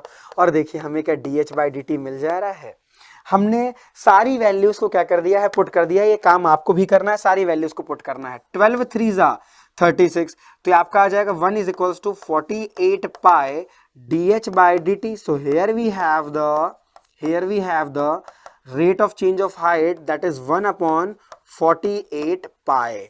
ये आपका आ जाएगा 1/48 पाई। और वो कैसे आ रहा है आपका, जैसे हमने देख रखा है कि सेंटीमीटर क्यूब में है, तो ये आपका आ जाएगा सेंटीमीटर पर सेकंड में। That is the rate of change of height of that cone, जो कि सैंड बना रही है, और किस पर, जब हाइट आपकी कितनी रहती है 4 सेंटीमीटर रहती है, तो उस केस में जो चेंज आया ना वो हमने फाइंड कर लिया, and that is our answer. ये हमारा क्या आ गया है, आंसर आ गया है। मैं जो भी चीजें बोल रहा हूं ना, इनको भी लिखना है स्टेटमेंट वाइज, इस बात का आपको विशेष ध्यान रखना है। मैं हर एक सवाल में आपसे बात करता जा रहा हूं, इस चीज का ध्यान रखिएगा। आइए बढ़ते हैं नेक्स्ट क्वेश्चन की ओर। नेक्स्ट क्वेश्चन बहुत ही प्यारा अच्छा क्वेश्चन है, और कह सकते हैं बहुत ही इंपॉर्टेंट कॉन्सेप्चुअल सवाल। इतनी सारी चीजें इसके पास है, इतनी सारी इसकी वो है आपके पास दे रखी है qualities. A man 1.6 metre tall, एक बंदा है जो 1.6 मीटर टॉल है, walks at the rate of 0.5 metre per second. अब देखिएगा ये भी आपकी एनसीईआरटी की प्रॉब्लम है, अगर हम इसका थोड़ा सा डायग्रामेटिक रिप्रेजेंटेशन आपके साथ कर पाए तो मजा आएगा आपको। और एक लैंप पोस्ट आपको दे रखा है, मैंने बना दी है जमीन, है ना, बेस बना दिया, ये हमारा क्या है, ग्राउंड वाली लाइन है। और आपसे बोला गया कि एक पोल है, मैंने एक पोल ड्रॉ कर दिया, राइट, लेट कर लिया कि ए बी क्या है, यहाँ पर पोल है, और बोला जा रहा है जो पोल की ऊंचाई है वो कितनी है, 8 मीटर है। 8 मीटर आपको पोल की ऊंचाई दे रखी है। आपसे बोला गया find the rate at which his shadow is increasing, इसकी जो शैडो है वो कैसे इंक्रीज कर रही होगी अगर एक पर्सन 1.6 मीटर टॉल पोल से क्या कहा जा रहा है, दूर जा रहा है। अवे फ्रॉम का मतलब क्या हो गया, दूर जाना। मैंने कहा जो बॉय है आपका वो 1.6 मीटर हाइट का ऊंचा है, ये उस बॉय की मैंने बना दी इमेज, ओके। और इस बॉय को मैंने नाम दिया है PQ। अगर हम यहाँ से सन मतलब लाइट जो है लैंप पोस्ट से ड्रॉ करेंगे तो शैडो कुछ इस हिसाब से आपकी बनेगी, आगे जा करके कुछ ऐसे आपकी शैडो यहाँ पर तैयार हो जाएगी, ओके। ये पॉइंट आपका एक आ गया, ओके, ये समझ रहे हैं ना आप, ये शैडो वाला पार्ट है, दैट इज शैडो, ओके, ये शैडो वाला पार्ट है। ये आपका ट्रायंगल तैयार हुआ, एक तरीके से हमने पूरा ड्रॉ किया है। अब आपसे हम सारी चीजें इसमें पूछेंगे। अब देखिए आपसे फाइंड क्या करने को बोला गया है, मेन चीज होती है, देखिए फाइंड क्या करने को बोला गया है। आपसे बोला गया है find the rate at which his shadow is increasing and the rate at which the tip of shadow is moving. देखिए दो बातें पूछी गई हैं, एक तो शैडो की टिप के बारे में बात किया गया है कि वो किस रेट से बढ़ जाएगी, और शैडो किस रेट से बढ़ रही है ये भी हमें बताना है। जाहिर सी बात है लाइट सोर्स से अगर मैं दूर जाऊंगा तो मेरी शैडो की लेंथ क्या होती रहती है, बढ़ती रहती है। ये सारी चीजें आप बचपने में जब आप चल रहे होते हैं रोड पे, तो जब आपको लैंप पोस्ट रोड पे लगे होते हैं उनसे आप बढ़ेंगे तो आप देखेंगे, ऑब्जर्व कर पाएंगे रियल लाइफ में पूरी मैथमेटिक्स को, ओके। चलिए हम सॉल्व करना शुरू करते हैं। तो मैंने कहा भाई हम पहले कुछ लेट कर लेते हैं। मैंने जो दूर जाने वाली डिस्टेंस है मैंने उसे एक्स लेट कर लिया है, और जो शैडो है उसे हमने वाई लेट किया है। ये शैडो के लिए है, और ये जो वॉक कर रहा है ना, जिस स्पीड से वॉक कर रहा है, जितनी डिस्टेंस वॉक करके गया, ये वो है आपका एक्स वाला। बता दे रहा हूं मैं, ये क्या है आपका अवे जाने वाला है, स्पीड वाला डिस्टेंस है आपका, कि एक्स डिस्टेंस मूव कर गया है बी से क्यू में आपका, ओके। तो ये वॉक करने पर जो चल रहा होगा उस वाले पार्ट को हमने क्या ले लिया, एक्स, और साथ ही साथ ये जो आपकी Q है इस पॉइंट को हम C मान लेते हैं, ओके। सो Q से C में जो शैडो की लंबाई बढ़ रही है वो Y के, आपको मान ले, मैंने इक्वल मान लिया कि शैडो की जो लेंथ है वो Y के बराबर है एट इंस्टेंट, और ये आपका X है इतनी दूरी। डन, क्या इतनी चीजें हमने समझ ली। अब आइए क्वेश्चन करते हैं। क्वेश्चन में अगर हम थोड़ा बहुत और देखें, पहला फर्स्ट पार्ट चलिए सॉल्व करते हैं। आपसे बोला गया है rate at which his shadow increasing, shadow is increasing. आपसे इसकी रेट पूछी जा रही है शैडो की इंक्रीज करने की। ओके, इंक्रीजिंग, इसकी रेट पूछी जा रही है। देखिए अगर मैं आपसे बोलूं कि शैडो की इंक्रीज होने की रेट क्या है, तो बहुत ही सिंपल, ये आपको शैडो की लेंथ कितनी है, y है। सो दैट मीन हमें क्या निकालना है, हमें dy बाय dt फाइंड करना है। ओके, ये हमें क्या करना है, फाइंड करना है। आप समझ पाए, शैडो मतलब y, शैडो की लेंथ क्या है, y है, तो आपको उसकी रेट ऑफ चेंज बताना है, तो dy बाय dt बताना है। अब आइए dy बाय dt कैसे निकालें। तो अगर मैं आपसे बोलूं कि ये वाला जो एंगल है, ये इन दोनों ट्रायंगल के लिए बड़ा वाला ट्रायंगल और ये छोटा वाला सेम आ रहा है, राइट, ये 90-90 आप कहें, ये 90-90, तो अगर मैं आपसे बोलूं कि आप सिमिलैरिटी वाला कॉन्सेप्ट याद कर पा रहे हैं और कुछ मत लगाइए, सिमिलैरिटी यूज करिए, राइट। तो मैं आपसे बता दूं, चूंकि ट्रायंगल, रीजन मैंने आपको बता दिया है, ABC is similar to triangle PQC। Okay, और कैसे, एंगल पोस्टुलेट से मैंने बता रखा है। ओके, पोस्टुलेट से, हेंस हम साइड का रेशियो ले सकते हैं। सो 8 बाय आपका आ जाएगा 1.6, ये इक्वल किसके होगा आपका, मैंने बड़ी साइड ली है, तो बड़े वाले ट्रायंगल की लेंथ x प्लस वाई है और बेस वाले की y। कैसे समझिएगा, ये बड़ा ट्रायंगल और ये छोटा वाला ट्रायंगल, तो छोटे की y और 1.6, बड़े वाली की 8 और x प्लस वाई, ये पूरी दूरी कितनी हो जाएगी, x प्लस वाई हो जाएगी। इस बात का ध्यान रखिएगा, ये पूरी की पूरी लेंथ। ओके, हमने वो पिक कर ली। अब यहां से आपको क्या करना है, x और y की वैल्यू क्रॉस मल्टीप्लाई करके फाइंड कर लेनी है। सो ये आपको मिल जाएगा 8x बराबर, अच्छा ये 1.6 को हम पहले सही से कर लेते हैं ना, थोड़ा सा फ्रैक्शन को हम अपने हिसाब से थोड़ा सा कैलकुलेट कर लेते हैं। अगर मैं 0 बढ़ाऊं तो ऐसे, सो 16 का मल्टीप्लाई 5 80 हो जाता है, x प्लस वाई y है, मल्टीप्लाई कर दीजिए। सो 5y जो आपका है ये बराबर किसके आ रहा है, so 5y is equals to x plus y, and here we can see that 4y is equals to, आपको कितना दे रखा है, x दे रखा है, 4y की वैल्यू आपके किसके बराबर है, x के बराबर आ गई। क्या यहां तक आपको समझ आया है, कोई दिक्कत आपको लगी है? हमने क्या यूज कर लिया है, अपना नॉर्मल प्रोसेस हमने यूज किए हुए हैं सारे के सारे, राइट, आराम से हमारी वैल्यूज हमारी निकल आएंगी। अब पूछा जा रहा है the rate of each shadow increasing, अभी हम डेरिवेटिव कर लेंगे। आपने क्रॉस 16 25 80 होता है आपका, 5 आ गया, 80 कैंसिल, और ये आपका सब्ट्रैक्ट होकर के 4y बराबर x आ गया है। कि यहां तक किसी को कोई प्रॉब्लम है? अब आइए देखिए, आपको कुछ ऊपर रेट दे रखी हो थी, walks at the rate of 0.5 metre per away from a lamp post, मतलब हेयर आपको दे रखा है dx बाय dt कितना दे रखा है, चलिए बाद में करते हैं, पहले हम वैल्यू कैलकुलेट कर लेते हैं फिर हमको बताते हैं। सो अगर मैं डिफरेंशिएट करता हूं इसको, डिफरेंशिएट तो कितना मिलता है, 4dy बाय dt बराबर आपका आ जाएगा dx बाय dt। इतना आया क्या? अब आप अगर देखें तो आपको कितना दे रखा है, 0.5 दे रखा है ना। सो चूंकि गिवन है हमें dx बाय dt, इस क्वेश्चन में ही दे रखा है, दूर जाने की हमने x से लिया हुआ है, और वो कितना है 0.5 मीटर पर सेकंड गिवन है, उसी को हम यहाँ यूज कर लेंगे। सो dy बाय dt कितना आ जाएगा हमारा इस केस में, 0.5 डिवाइडेड बाय 4 आपको कर देना है, 0.5 डिवाइडेड बाय 4, और जब आप इसको 4 से डिवाइड करेंगे तो आपको मिलेगा 0.125 मिल जाएगा। यूनिट आपकी वही रहेगी metre per second. So that is the rate of change of it's shadow, shadow की जो लेंथ में चेंज आ रहा है ना, वो आपको मिल चुका है, and that is 125 metre per second. ये आपको क्या मिला, शैडो के बारे में, टिप ऑफ शैडो नहीं, जो आपकी शैडो चेंज हो रही है। आइए टिप ऑफ शैडो की बात कर लेते हैं। अगर मैं आपसे टिप ऑफ शैडो बोलूं, सेकंड केस हमारा,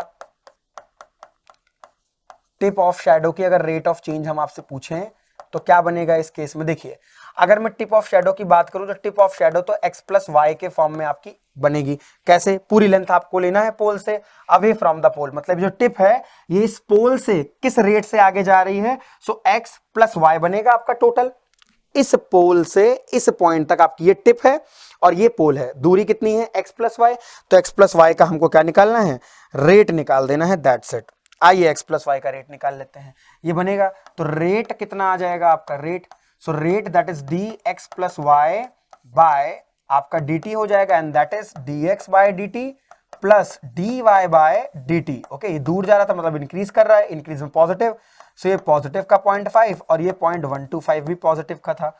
सो आपका आंसर कितना आ जाएगा, इन दोनों का अब आपको क्या कर लेना है, समीशन कर लेना है। सो ये आपका आ जाएगा 0.625 आ जाएगा। कितना आ जाएगा, 0.625 मीटर पर सेकंड। सो ये आपकी रेट आ गई है, that is the rate of tip of shadow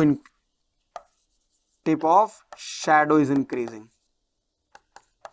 increase करने की रेट आ गई है, राइट। और इसके पहले वाली रेट किसकी थी आपकी, ये शैडो के लिए थी, दैट इज फॉर शैडो, केवल शैडो। तो अगर रेट की बात करता है तो आपको ये पूरी दूरी लेनी है, अगर शैडो की, सॉरी रेट नहीं, अगर आपसे टिप की बात करता है तो पूरी दूरी, और अगर शैडो की बात करता है तो केवल इतनी दूरी। समझ आया आपको, यही सारे मजेदार क्वेश्चंस हैं, मजा आती है इनको सॉल्व करके। वरना कुछ लोग टिप ऑफ शैडो और शैडो में डिफरेंस नहीं समझ पाते हैं। टिप का मतलब वो पॉइंट आपका था। नेक्स्ट क्वेश्चन देखिए, आपसे बोला गया find the interval in which the function given F of x हमें दे रखा है इज इंक्रीजिंग और डिक्रीजिंग, मतलब अलग अलग हमें इंक्रीजिंग और डिक्रीजिंग का बताना है। देखिए हमें गिवन क्या है, सबसे पहला पार्ट फंक्शन आपको दे रखा है। अब मैं इतनी उम्मीद करता हूं कि आप सभी ने पेन कॉपी उठा करके सॉल्व करना शुरू कर दिया होगा, क्योंकि आपको कॉन्सेप्ट्स पता है अब। ओके, चलिए अगर मैं बोलूं आपसे एफ डैश एक्स कितना आएगा, सर हम तेजी से कर लेंगे बिल्कुल। 3x² आएगा, माइनस का हमारा 6x बनेगा और प्लस का 36 है। बताइए, 6x नहीं होगा 24 होगा। ओके, ये करेक्ट कर लीजिएगा, ये आपका हो जाएगा 24x। Okay, that is 24, 12 2 and plus 36 ऐसे ही रखिएगा, और ये आपका 3x²। देखिए x³ का 3x², 12x² का 24x हो जाएगा और 36x का 36। अब कॉमन क्या आ रहा है आपका कॉमन क्या आ रहा है, 3 कॉमन आ गया। सो x² माइनस 8x प्लस 12 3 36 आ जाएगा। सॉरी हाँ, 12 3 36 सही है, कॉमन कर लिया हमने। अब फैक्टराइज कर लीजिए, यहां से पॉलिनोमियल फंक्शन है, फैक्टराइज कर लीजिए डेरिवेटिव का नेचर देखने के लिए। अब आप फैक्टराइज करेंगे तो 6 2 कितना होता है 12, और 6 + 2 कितना होता है 8। सो x² minus 6x minus 2x plus 12 आपका करके बनेगा ना, ये ऐसे करके। सो एफ डैश एक्स कितना आ जाएगा बताओ आप सभी मुझे। सो 3x माइनस 6 इंटू में x माइनस 2 बनेगा ना।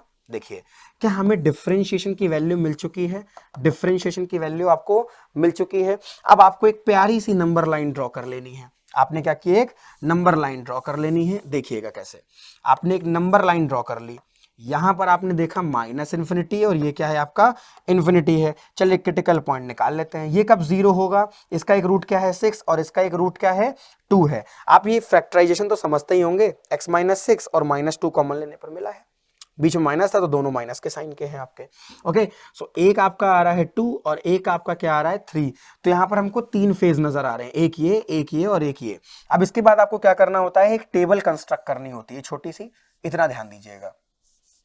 टेबल देखिएगा कैसे बनेगी, टेबल देखिएगा। इसके बाद आपको छोटा सा टेबल बनाना जहां से आप नेचर समझ पाए डेरिवेटिव का। ओके, आइए देखिए, यहां पर आपको क्या रखना होगा फर्स्ट पार्ट में, राइट। फर्स्ट पार्ट में आपके जो भी इंटरवल्स हैं, यहां पर आपके इंटरवल्स आते हैं, आइडिया होगा आपको इन सभी चीजों का, इंटरवल्स। यहां पर आपका क्या आ जाएगा, जो भी आप साइंस आपको मिलने होंगे ना, वो साइन मिलेगा आपको। ओके, तो यहां पर आपका बोलते हैं हम nature of F dash x हम बोलेंगे, और यहां पर हम फंक्शन का नेचर देखेंगे, nature of F of x. Okay, nature of F of x. पहला हमने इंटरवल रखना है, फिर हम नेचर एफ डैश एक्स का देखेंगे नेगेटिव है या पॉजिटिव है, और उसके बाद हम नेचर ऑफ फंक्शन देख लेंगे कि वो इंक्रीजिंग है या डिक्रीजिंग है। तो हमने सारी चीजें बना रखी है, ये आर ई है, ध्यान दीजिएगा। ओके, अब देखिएगा पहला इंटरवल क्या आ रहा है आपका, सर माइनस इन्फिनिटी से 2 तक आया हमारा पहला इंटरवल, माइनस इन्फिनिटी से 2 तक, फिर 2 से कहां तक जाना है 3 तक, और फिर 3 से इन्फिनिटी तक। ये मैं ऐसे बना रहा हूं, पेपर में आप मत बनाइएगा, पेपर में आपको नंबर लाइन बनानी है। तो माइनस इन्फिनिटी से हम क्या करेंगे 2 तक मूव कर जाएंगे, फिर हम क्या करेंगे 2 से 3 तक मूव करेंगे, एंड देन फिर हम कहां मूव करेंगे 3 से इन्फिनिटी। चलिए बहुत सिंपल सी बात है, -2 से इन्फिनिटी तक अगर आप मूव कर रहे हैं, एक सवाल बहुत प्यार समझिएगा, उसके बीच में कोई एक वैल्यू लेट करिए अपने माइंड में, -2 से इन्फिनिटी के बीच में, सॉरी 2 से माइनस इन्फिनिटी से 2 के बीच में कोई एक वैल्यू लेट कर लीजिए। क्या हम 0 लेट कर लें, उन्हीं के बीच में आ रही है, हमने 0 रखा है यहां पर, तो 0 रखने पे कितना मिल रहा है नेगेटिव, ये आया आपका नेगेटिव पहला वाला, यहां कितना मिल रहा है नेगेटिव, और नेगेटिव नेगेटिव क्या हो जाता है पॉजिटिव। अगर हमारा डेरिवेटिव पॉजिटिव है तो मतलब फंक्शन कैसा हो जाएगा इंक्रीजिंग। देखिए आया ना मजा आपको। आइए दूसरा समझिए, 2 से 3 के बीच में, 2 और 3 के बीच में कोई वैल्यू अपने माइंड में लीजिए। अब मुझे पता है आपने 2.5 ले लिया, 2.5 रखिए। 2.5 रखने पे कैसा मिला आपको नेगेटिव मिल गया। यहां 2.5 रखने पे कैसा मिलेगा आपको पॉजिटिव मिल गया, और नेगेटिव पॉजिटिव क्या होता है आपका नेगेटिव होता है। सो यहां का मतलब क्या है आपका इस वाले इंटरवल में फंक्शन क्या कर रहा है डिक्रीजिंग है। फिर आपने 3 से इन्फिनिटी बात की, 3 से बड़ी कोई वैल्यू ले लीजिए, आपने लिया 5 आपने रखा, सो 5 माइनस 6 है, सॉरी ये 6 है, ये आपका 6 है ना, इसे 6 कर लीजिएगा। 2 और 3 नहीं, 2 और 6 के बीच में, वैसे भी 2.5 भी वैलिड था। एक बार हम देख लेते हैं 5 लेके, 5 माइनस 6 नेगेटिव, 5 माइनस 2 आपका पॉजिटिव। हाँ इंटरवल वही रहेगा, इसे 6 कर लीजिएगा, that is typo mistake. Okay 6 कर लेना इसे आप, और कोई दिक्कत नहीं है, 6 टू इन्फिनिटी है। अब आपने अगर 6 से इन्फिनिटी तक की कोई भी वैल्यू अपने दिमाग में ले लीजिए। 7 लिया आपने, 7 माइनस 6 आप करिए, 7 माइनस 6 आपको पॉजिटिव मिलेगा, 7 माइनस 2 पॉजिटिव, मतलब दोनों ही कैसे हैं आपके पॉजिटिव पॉजिटिव हैं, यस और नो। और दोनों पॉजिटिव का मल्टीप्लीकेशन कैसा होगा आपका पॉजिटिव आ जाएगा, मतलब यहां पर फंक्शन कैसा है आपका दैट इज इंक्रीजिंग फंक्शन। ये आपका क्या है increasing. So here we have interval, here we have intervals, okay intervals है। okay first case for increasing, थोड़ी थ्योरी लिख दीजिएगा। फॉर इंक्रीजिंग इंटरवल क्या बनेगा आपका, 2 इंटरवल हैं और 2 इंटरवल को ऐड करने का काम कौन करता है आपका यूनियन ऐड करने का काम करता है। ओके और डिक्रीजिंग के लिए अगर आपसे पूछ लिया जाता, बस इसी टेबल को बनाना है आपको, ये बहुत इंपॉर्टेंट होता है। ओके नंबर लाइन बनाने के बाद आपको पता चलता है पार्ट कितने हैं और सवाल आपका हो जाता है। डिक्रीजिंग के लिए केवल एक ही है एंड दैट इज 2 to 6। तो आपके 2 आंसर आ गए राइट। इंक्रीजिंग के लिए भी इंटरवल आपका निकल आया है और डिक्रीजिंग के लिए भी। सो that is for increasing and that is for decreasing. Okay mark that points. Okay और ये बनाना आपको बहुत अच्छे से आना चाहिए। एक बार फिर से वीडियो को आप रिवाइंड करके देख लीजिए, कंस्ट्रक्शन आपका बहुत अच्छे से होना चाहिए टेबल का, उसमें गलतियां ना हो। ओके और ये जो मैं 3 बोला था that is 6 actually. Okay that is 6। आइए बात करेंगे नेक्स्ट क्वेश्चन की। अब नेक्स्ट क्वेश्चन में हम देख सकते हैं we have to prove that the given function is an increasing function of x throughout its domain. और डोमेन में हमें बोला जा रहा है कि इसकी वैल्यू हमेशा क्या है -1 से बड़ी। ऐसा इसलिए है क्योंकि लॉग में 0 नहीं होना चाहिए, लॉग में नेगेटिव नहीं होना चाहिए, और लॉग 1 + x है, और वैल्यू -1 से क्या होनी चाहिए हमेशा आपकी बड़ी होनी चाहिए। आइए चेक करते हैं जरा, क्वेश्चन को सॉल्व करते हैं। अगर हम देखें तो हमें यहाँ पर y के फॉर्म में हम y लेट करके करेंगे। So we have y is equals to log 1 + x minus 2x by 2 + x। अब देखिएगा क्वेश्चन आपसे कहता है इज एन इंक्रीजिंग फंक्शन, मतलब हमें एक टास्क परफॉर्म करना है। कौन सा, कि इसका डेरिवेटिव करना है, और डेरिवेटिव को कोशिश इतनी करनी है कि किसी तरीके से हम 0 से बड़ा दिखा पाए, पॉजिटिव ग्रेटर दिखा पाए। सो आइए फर्स्ट ऑफ ऑल हम क्या कर लेते हैं, इसे डिफरेंशिएट कर लेते हैं। ओके डिफरेंशिएट, बाकी हमें अपना वर्क पता है कि हमें कहां तक ले जाना है। लॉग का 1/1 + x, और 1 + x का कितना हो जाता है 1। अगर आप 2x बाय इसका करेंगे तो माइनस हमने बाहर लीव कर दिया, u/v रूल आप लगा दीजिए। 2 + x को छोड़ा हमने, 2x का 2 हो जाएगा, माइनस हमने 2x को लीव किया और 2 + x का कितना हो जाएगा 1, and in divide that is 2 + x का होल स्क्वायर। ये बनेगा आपका। अब इसी को आपको सॉल्व कर लेना है अच्छे से। सो dy/dx हो जाएगा आपका 1/1 + x हो जाएगा, माइनस आप ऊपर सॉल्व कर लीजिए तो 2 2 = 4, 2x minus 2x and in divide that is 2 + x का होल स्क्वायर। यहां पर केवल आपको क्या करनी है, कैलकुलेशन करनी है, बस केवल कैलकुलेट करना है, that's it. Only we have to calculate the nature of derivative. Okay either it is positive और negative, but in the question that is include it is an increasing function, that mean we have to prove that its derivative is always greater equal 0। Okay चलिए अब आप LCM ले लेंगे, सो आपको मिलेगा 2 + x का square -4 1 + x। Okay and in divide we have 2 + x का square into में 1 + x, राइट एवरीवन। आइए ऊपर वाले फंक्शन को हम ओपन कर लेते हैं। ओके हम इसे ओपन करेंगे सो 4x² + 4x मिलेगा, और -4 - 4x मिलेगा। ओके और नीचे हमें x + 1 थोड़ा सा सही से लिख देते हैं, x + 2 का स्क्वायर दे रखा है। ओके बस हमने थोड़ा सा इंटरचेंज किया है। हम देख सकते हैं 4 से 4 कैंसिल है और -4x से 4x भी कैंसिल है। आपको मिला भाई dy बाई डी एक्स, और dy बाई डी एक्स कितना आ गया आपका x square bye x plus 1 into में x प्लस 2 का होल स्क्वायर। क्या हमें ये नजर आया आपको? राइट ये आपको मिल गया, बस यहीं पर रुक जाइए, काम हो चुका है सारा का सारा। अब कैसे इसको आप 0 से बड़ा दिखाओगे? बहुत सिंपल, एक क्वाड्रेटिक आपको एक्स स्क्वायर दे रखा होता है, ये तो हर वैल्यू के लिए क्या है 0 से बड़ा। 1x प्लस 2 का स्क्वायर भी हर वैल्यू के लिए क्या होगा 0 से बड़ा। और 1 प्लस एक्स है आपका, या x प्लस 1 है, और x की वैल्यू आप क्या ले रहे हैं ग्रेटर -1 ले रहे हैं, तो उस वैल्यू के लिए तो ये पूरा पूरा फंक्शन आपका जो डेरिवेटिव का तैयार हो रहा है नया, वो भी क्या होगा 0 से बड़ा। तो हम क्या बोल सकते हैं कि here x square okay and x plus 2 का square is always positive, right, always positive for x greater -1, या आप एवरी वैल्यू ऑफ x भी लिख सकते हैं। And 1 plus x also greater 0 for x greater -1, hence dy by dx that is always greater equal 0। ये ध्यान रखिएगा। Equal 0 कैसा लगा? अगर आप 0 रख देंगे, क्योंकि -1 से बड़ी बोला है, 0 तो रख ही सकते हैं, अगर आप 0 रखेंगे तो आपको क्या मिल जाएगा यहाँ पर 0 रखने पर? बहुत ही सिंपल सा केस है, 0 मिल जाएगा। सो ये कंडीशन आपकी मिली, हेंस आपका फंक्शन क्या हो गया है increasing. That is the condition for increasing function. क्या हमारा क्वेश्चन इंक्रीजिंग प्रूव हो गया है? यस क्योंकि अगर आपको इंक्रीजिंग प्रूफ करना था तो दैट मीन आपको dy बाई डी एक्स की वैल्यू क्या प्रूफ कर देनी थी? ग्रेटर इक्वल 0, और जो कि हमने क्या कर दी है कैलकुलेट करके प्रूफ कर दी है। ये स्टेटमेंट ध्यान रखिएगा और ये स्टेटमेंट भी ध्यान रखिएगा, आपको देते समय बताना पड़ेगा भाई कि ये चीजें हैं ऐसी ऐसी, और ये हमेशा 0 से बड़ा रहेगा -1 से, अगर x आपका क्या है बड़ा है। समझ आया आपको? बस यही काम करना, इंक्रीजिंग तो डेरिवेटिव को 0 से बड़ा, डिक्रीजिंग तो डेरिवेटिव को 0 से छोटा। आइए नेक्स्ट क्वेश्चन सॉल्व करें। नेक्स्ट क्वेश्चन में आपको फंक्शन दे रखा है f ऑफ x बराबर x minus 1 into x plus 2 का स्क्वायर इज स्ट्रिक्टली इंक्रीजिंग और स्ट्रिक्टली डिक्रीजिंग। आपको इंटरवल बनाने हैं, है ना, हमें इंटरवल निकालने हैं। आइए देखिएगा, हमें फंक्शन क्या दे रखा है, गिवन क्या है, हमें गिवन है हमें फंक्शन अपना ओके f ऑफ x, और वो क्या दे रखा है हमें x माइनस 1 इंटू में x प्लस 2 का स्क्वायर, ये हमें प्रोवाइडेड है। आइए डेरिवेटिव करें, क्वेश्चन को सॉल्व करें हम सभी साथ में। सो यहां से डेरिवेटिव कितना आ जाएगा, f डैश x आपका x माइनस 1 को लीव कर दिया, x प्लस 2 का स्क्वायर 2x प्लस 2 हो जाएगा, और x की वैल्यू 1 है, फिर प्लस x प्लस 2 को हमने क्या कर दिया स्क्वायर को लीव किया, x माइनस 1 का डेरिवेटिव 1 हो जाएगा। सो f डैश x हमें क्या मिल जाएगा सर, x प्लस 2 पूरे में से कॉमन आ रहा है, आइए कर लेते हैं फैक्टराइज फॉर्म में ही। कितना बचेगा आपके पास 2x minus 2 plus x plus 2 बचेगा आपके पास, 2 से 2 आपका शहीद हो जाएगा ओके, ये कैंसिल। सो f डैश x हमारा कितना आ गया, ये आपका x और x 3x, सो 3x x प्लस 2 बना, डन। इतना आपको मिला क्या?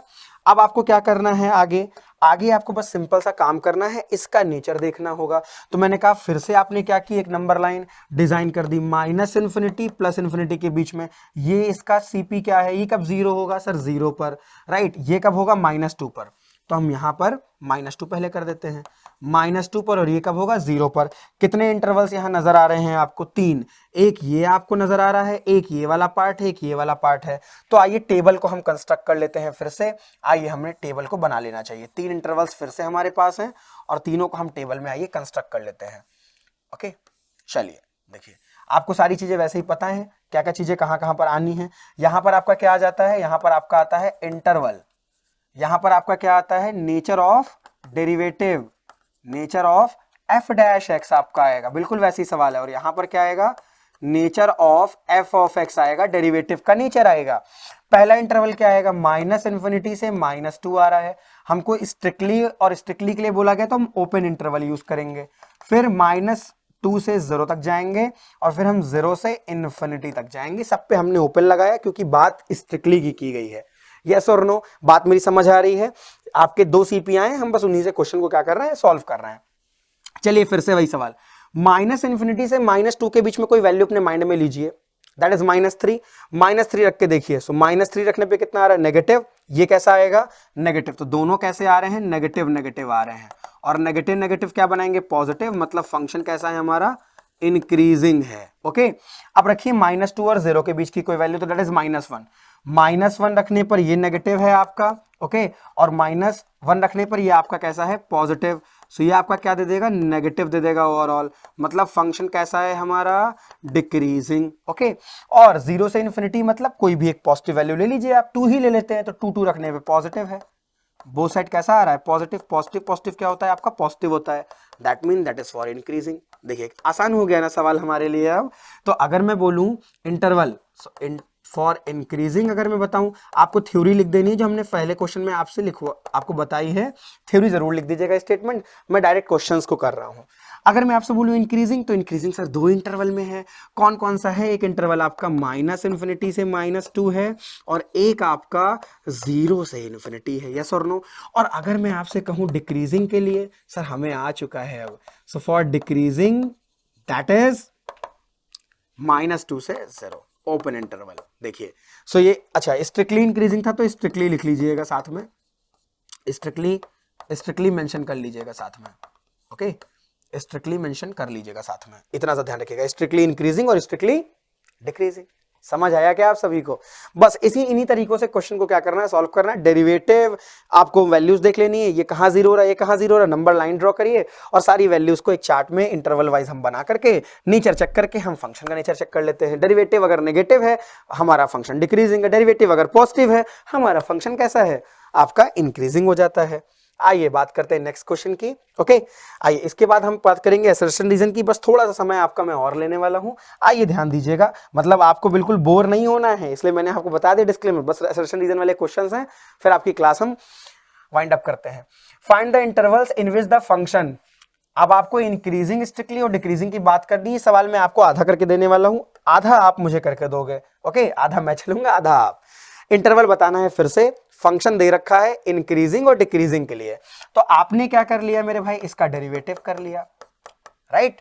आइए बच्चों आगे बढ़े, अगर हम 4 से करते हैं तो हमें मिलता है 6x3। कैसे, आपका आगे क्या आ जाएगा 4, 2 से कट करोगे 2 मिलेगा, -12x² आ जाएगा, -90x आ जाएगा। देखिए 51 का 0 क्या कॉमन आ रहा है आपका, 6 कॉमन आ रहा है, क्या 6x कॉमन आ रहा है एक्चुअल में, अगर हम बात करें तो 6x, so that is 6x, कितना बचेगा, यहां आपका बचेगा x², यहां पर कितना बचेगा -2x, और यहां पर कितना बचेगा माइनस का 15, 15 6 कितना होता है 90, सो यहां आपका -15, x भी चला गया है, यहां आपका -2x और यहां पर आपका x² बचेगा।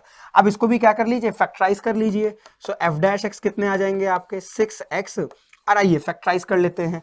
सो 15 आपका आ रहा है, 5 × 3 कितना होता है, बस आपको मिल गया सर 5x + 3x - 15, सो कितना आ जाएगा हमारा derivative overall, that is 6x। Okay, into में यहां से कितना मिलेगा x - 5 और यहां से कितना मिलेगा x + 3, 5 3 15 और आपका यहां पर -5 + 3 -2 आ जाता है।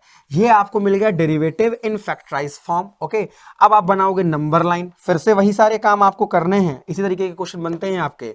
ये आपका इन्फिनिटी है, दैट इज -∞, एक आपका CP आ रहा है -3, एक आपका आ रहा है 0 और एक आपका आ रहा है यहां से 5। 2 पार्ट आए आपके, 3 पार्ट, एक आपका -3 है, एक आपका 0 है और एक आपका 5 है। सबको लाइन बाय लाइन आप बना लेंगे, ये काम आता होगा आपको। अब एक आपको केस यहां मिलता है, एक ये और एक ये, मतलब आपको चार्ट में अब थोड़ा काम ज्यादा करना है। अब इसके बाद आपका काम क्या होगा, चार्ट ड्रॉ कर लेना है, बड़ा सा चार्ट बनाइएगा थोड़ा सा, क्योंकि अब थोड़ा सा वर्क हमारे लिए क्या है, ज्यादा है। अब फटाफट आइए क्वेश्चन को खत्म करते हैं। यहां पर हम क्या लिखेंगे, इंटरवल्स को लिखेंगे। ओके, यहां पर हमारा क्या आएगा, फंक्शन का नेचर आएगा, सॉरी नेचर ऑफ डेरिवेटिव आएगा, नेचर ऑफ डेरिवेटिव, डेरिवेटिव का नेचर, ठीक है, f' का, और यहां पर क्या आएगा आपका nature of function, nature of f(x). Okay, चलिए इंटरवल पहला क्या आएगा, -∞ से 3, स्ट्रिक्टली की बात की है, हम सारे ओपन लेंगे। ओके, फिर आपका क्या है -3 से 0, फिर आपका क्या है 0 से 5 है, एंड देन फिर हमारा क्या है 5 से इन्फिनिटी। जितने पार्ट आए ना, हम सारे पार्ट्स को लेते हैं नंबर लाइन वालों को। ओके, हमने सारे पार्ट्स उठा लिए। अब आपसे फिर से मैं वही बात पूछने वाला हूं, -∞ से -3 के बीच में कोई एक नंबर लेट कर लो, आप कोई भी एक नंबर आप लेट कर लो। आपने किया -4, नेगेटिव, नेगेटिव और नेगेटिव, तीनों कैसे आ रहे हैं आपके यहाँ पर, नेगेटिव नेगेटिव और नेगेटिव आ रहे होंगे। देखिए नेगेटिव नेगेटिव आएंगे, माइनस, ये भी आपका माइनस में रहेगा, और माइनस क्योंकि 4 लिया है तो ये भी आपका कैसा रहेगा, माइनस में।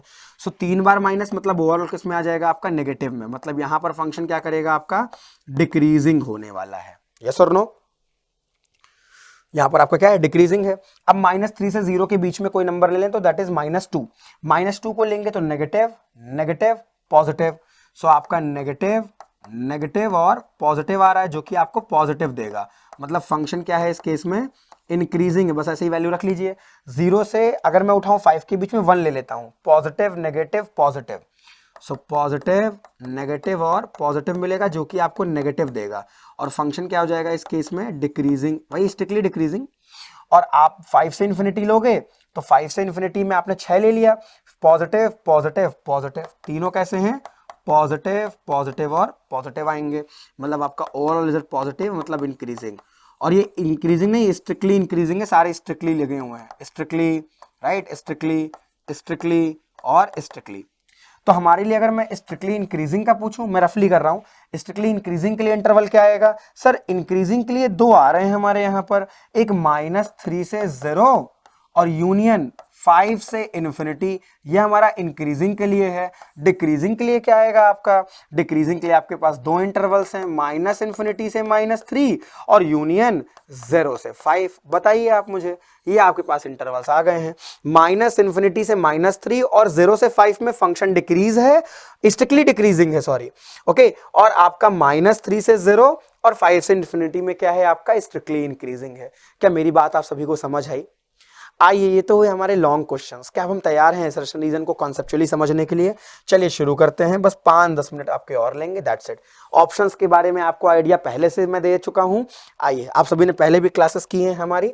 चलिए, हमारे पास जो फर्स्ट क्वेश्चन है असर्शन रीजन का, that is f of x हमें दे रखा है x³ + 5x + 1 और ऑलवेज इंक्रीजिंग बोला जा रहा है। तो कुछ मत करिए, पहले इसका डेरिवेटिव करिए। कितना आ जाएगा, 3x² + 5। Yes, that is right, because ये वैल्यू जो है ना 3x² + 5, ये आपकी ऑलवेज क्या रहने वाली है, 0 से बड़ी, बराबर भी नहीं होगी, 0 से बड़ी रहने वाली, मतलब फंक्शन आपका बढ़ता रहेगा, कोई दिक्कत की बात नहीं है। For every value x belongs to real number, कोई दिक्कत की बात नहीं है। And fx is greater 0 for increasing function. Yes, ये भी सही है आपका। तो ये भी आपका ट्रू है और ये भी आपका क्या है, ट्रू है, और बिल्कुल करेक्ट एक्सप्लेन कर पा रहा है, क्योंकि जो कंडीशन मैंने यहां पर लिखी है कि डेरिवेटिव का जो पार्ट है आपका, वो क्या है आपका यहां पर 0 से बड़ा, और वही रीजन के अंदर क्या है, पड़ा हुआ है। So assertion is true, reason is also true, and reason is the correct explanation of your assertion. That mean यहां पर हम ऑप्शन ए अपना मार्क करेंगे, ओके।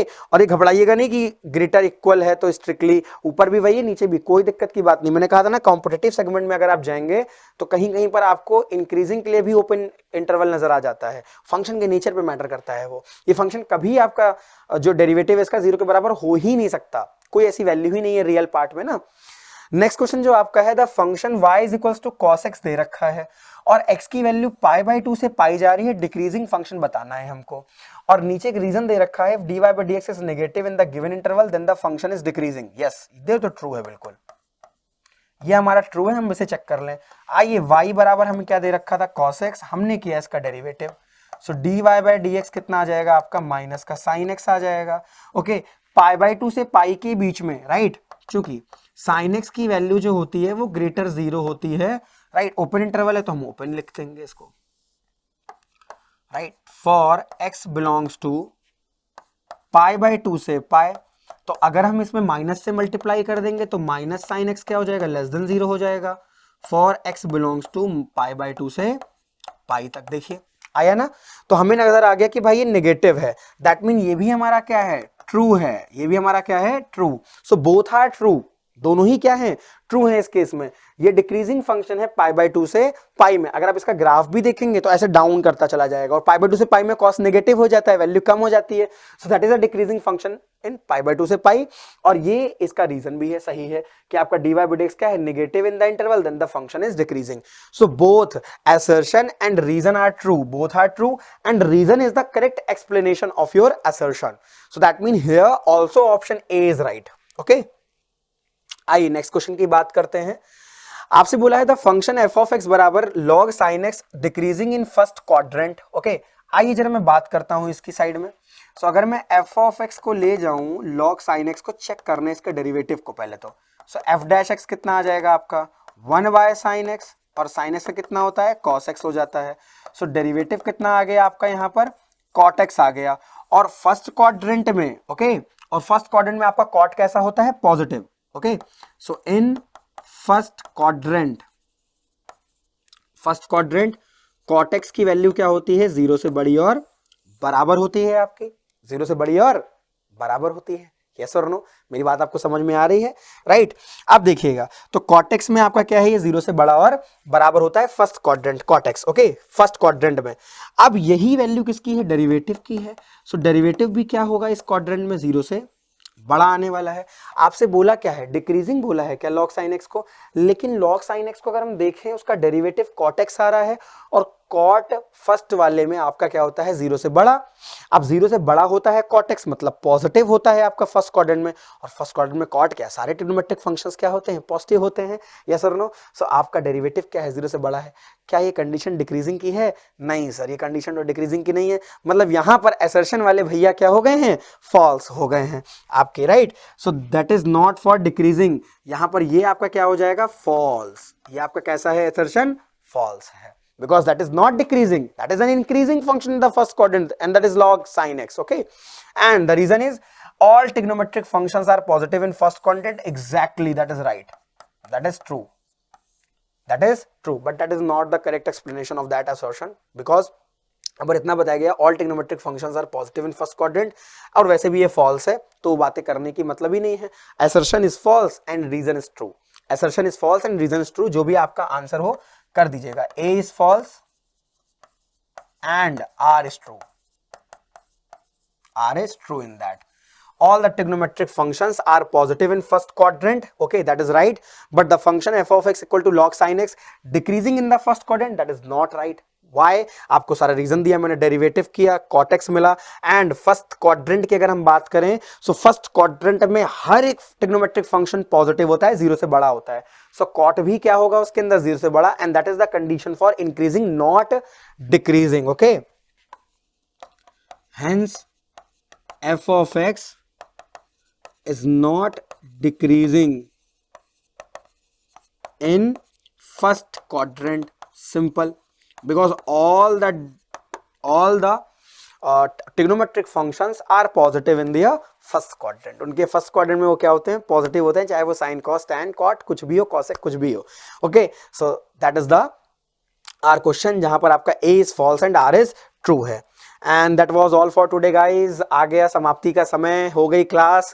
जागिए जागिए जागिए, मोटिवेशन बना के रखिए अपने अंदर, रीजन बना के रखिए, इस बार अच्छे से आपको करनी है सारी चीजें, है ना? बिल्कुल भी ऐसे चीजों को अवस्थित मत करके रखिएगा। क्लास को देखने से ही काम मत चलाइएगा, क्वेश्चंस को प्रैक्टिस भी करने हैं। ये नहीं कि मैं यहीं पर मैं मेहनत कर ले रहा हूं तो इससे तो मेरा इंक्रीमेंट होगा ना सारी चीजों में, नॉलेज में। आपको अपनी प्रैक्टिस इंक्रीज करनी है, और मैं फिर से बात बता रहा हूं आपको कि जैसा आप अभी रफ पर कर रहे हैं वैसा ही आप एग्जाम में लिखते हो, राइट? तो इस चीज का ध्यान रखिएगा अच्छे तरीके से, जैसा आप अभी रफ में कर रहे हैं वैसे एग्जाम में करोगे तो अभी रफ में सुधारो, एग्जाम में खुद सुधर जाएगा। और सैंपल पेपर अच्छे से सॉल्व करिए, अच्छी सारी चीजें करिए, और गूगल लेंस मत कर लीजिएगा कि आप अपने जो आंसर्स हैं वो आप गूगल कर रहे हो। ओके, ऐसा नहीं करना है। सो मिलते हैं हम सभी अपनी नेक्स्ट क्लास में। आज के लेक्चर में आपने एओडी का पार्ट 1 पढ़ लिया है, अब सेकंड पार्ट में हम मुलाकात करेंगे। Till then keep learning. Okay, पढ़ते रहिए अच्छे से। आज की क्लास में इतना ही, बाय।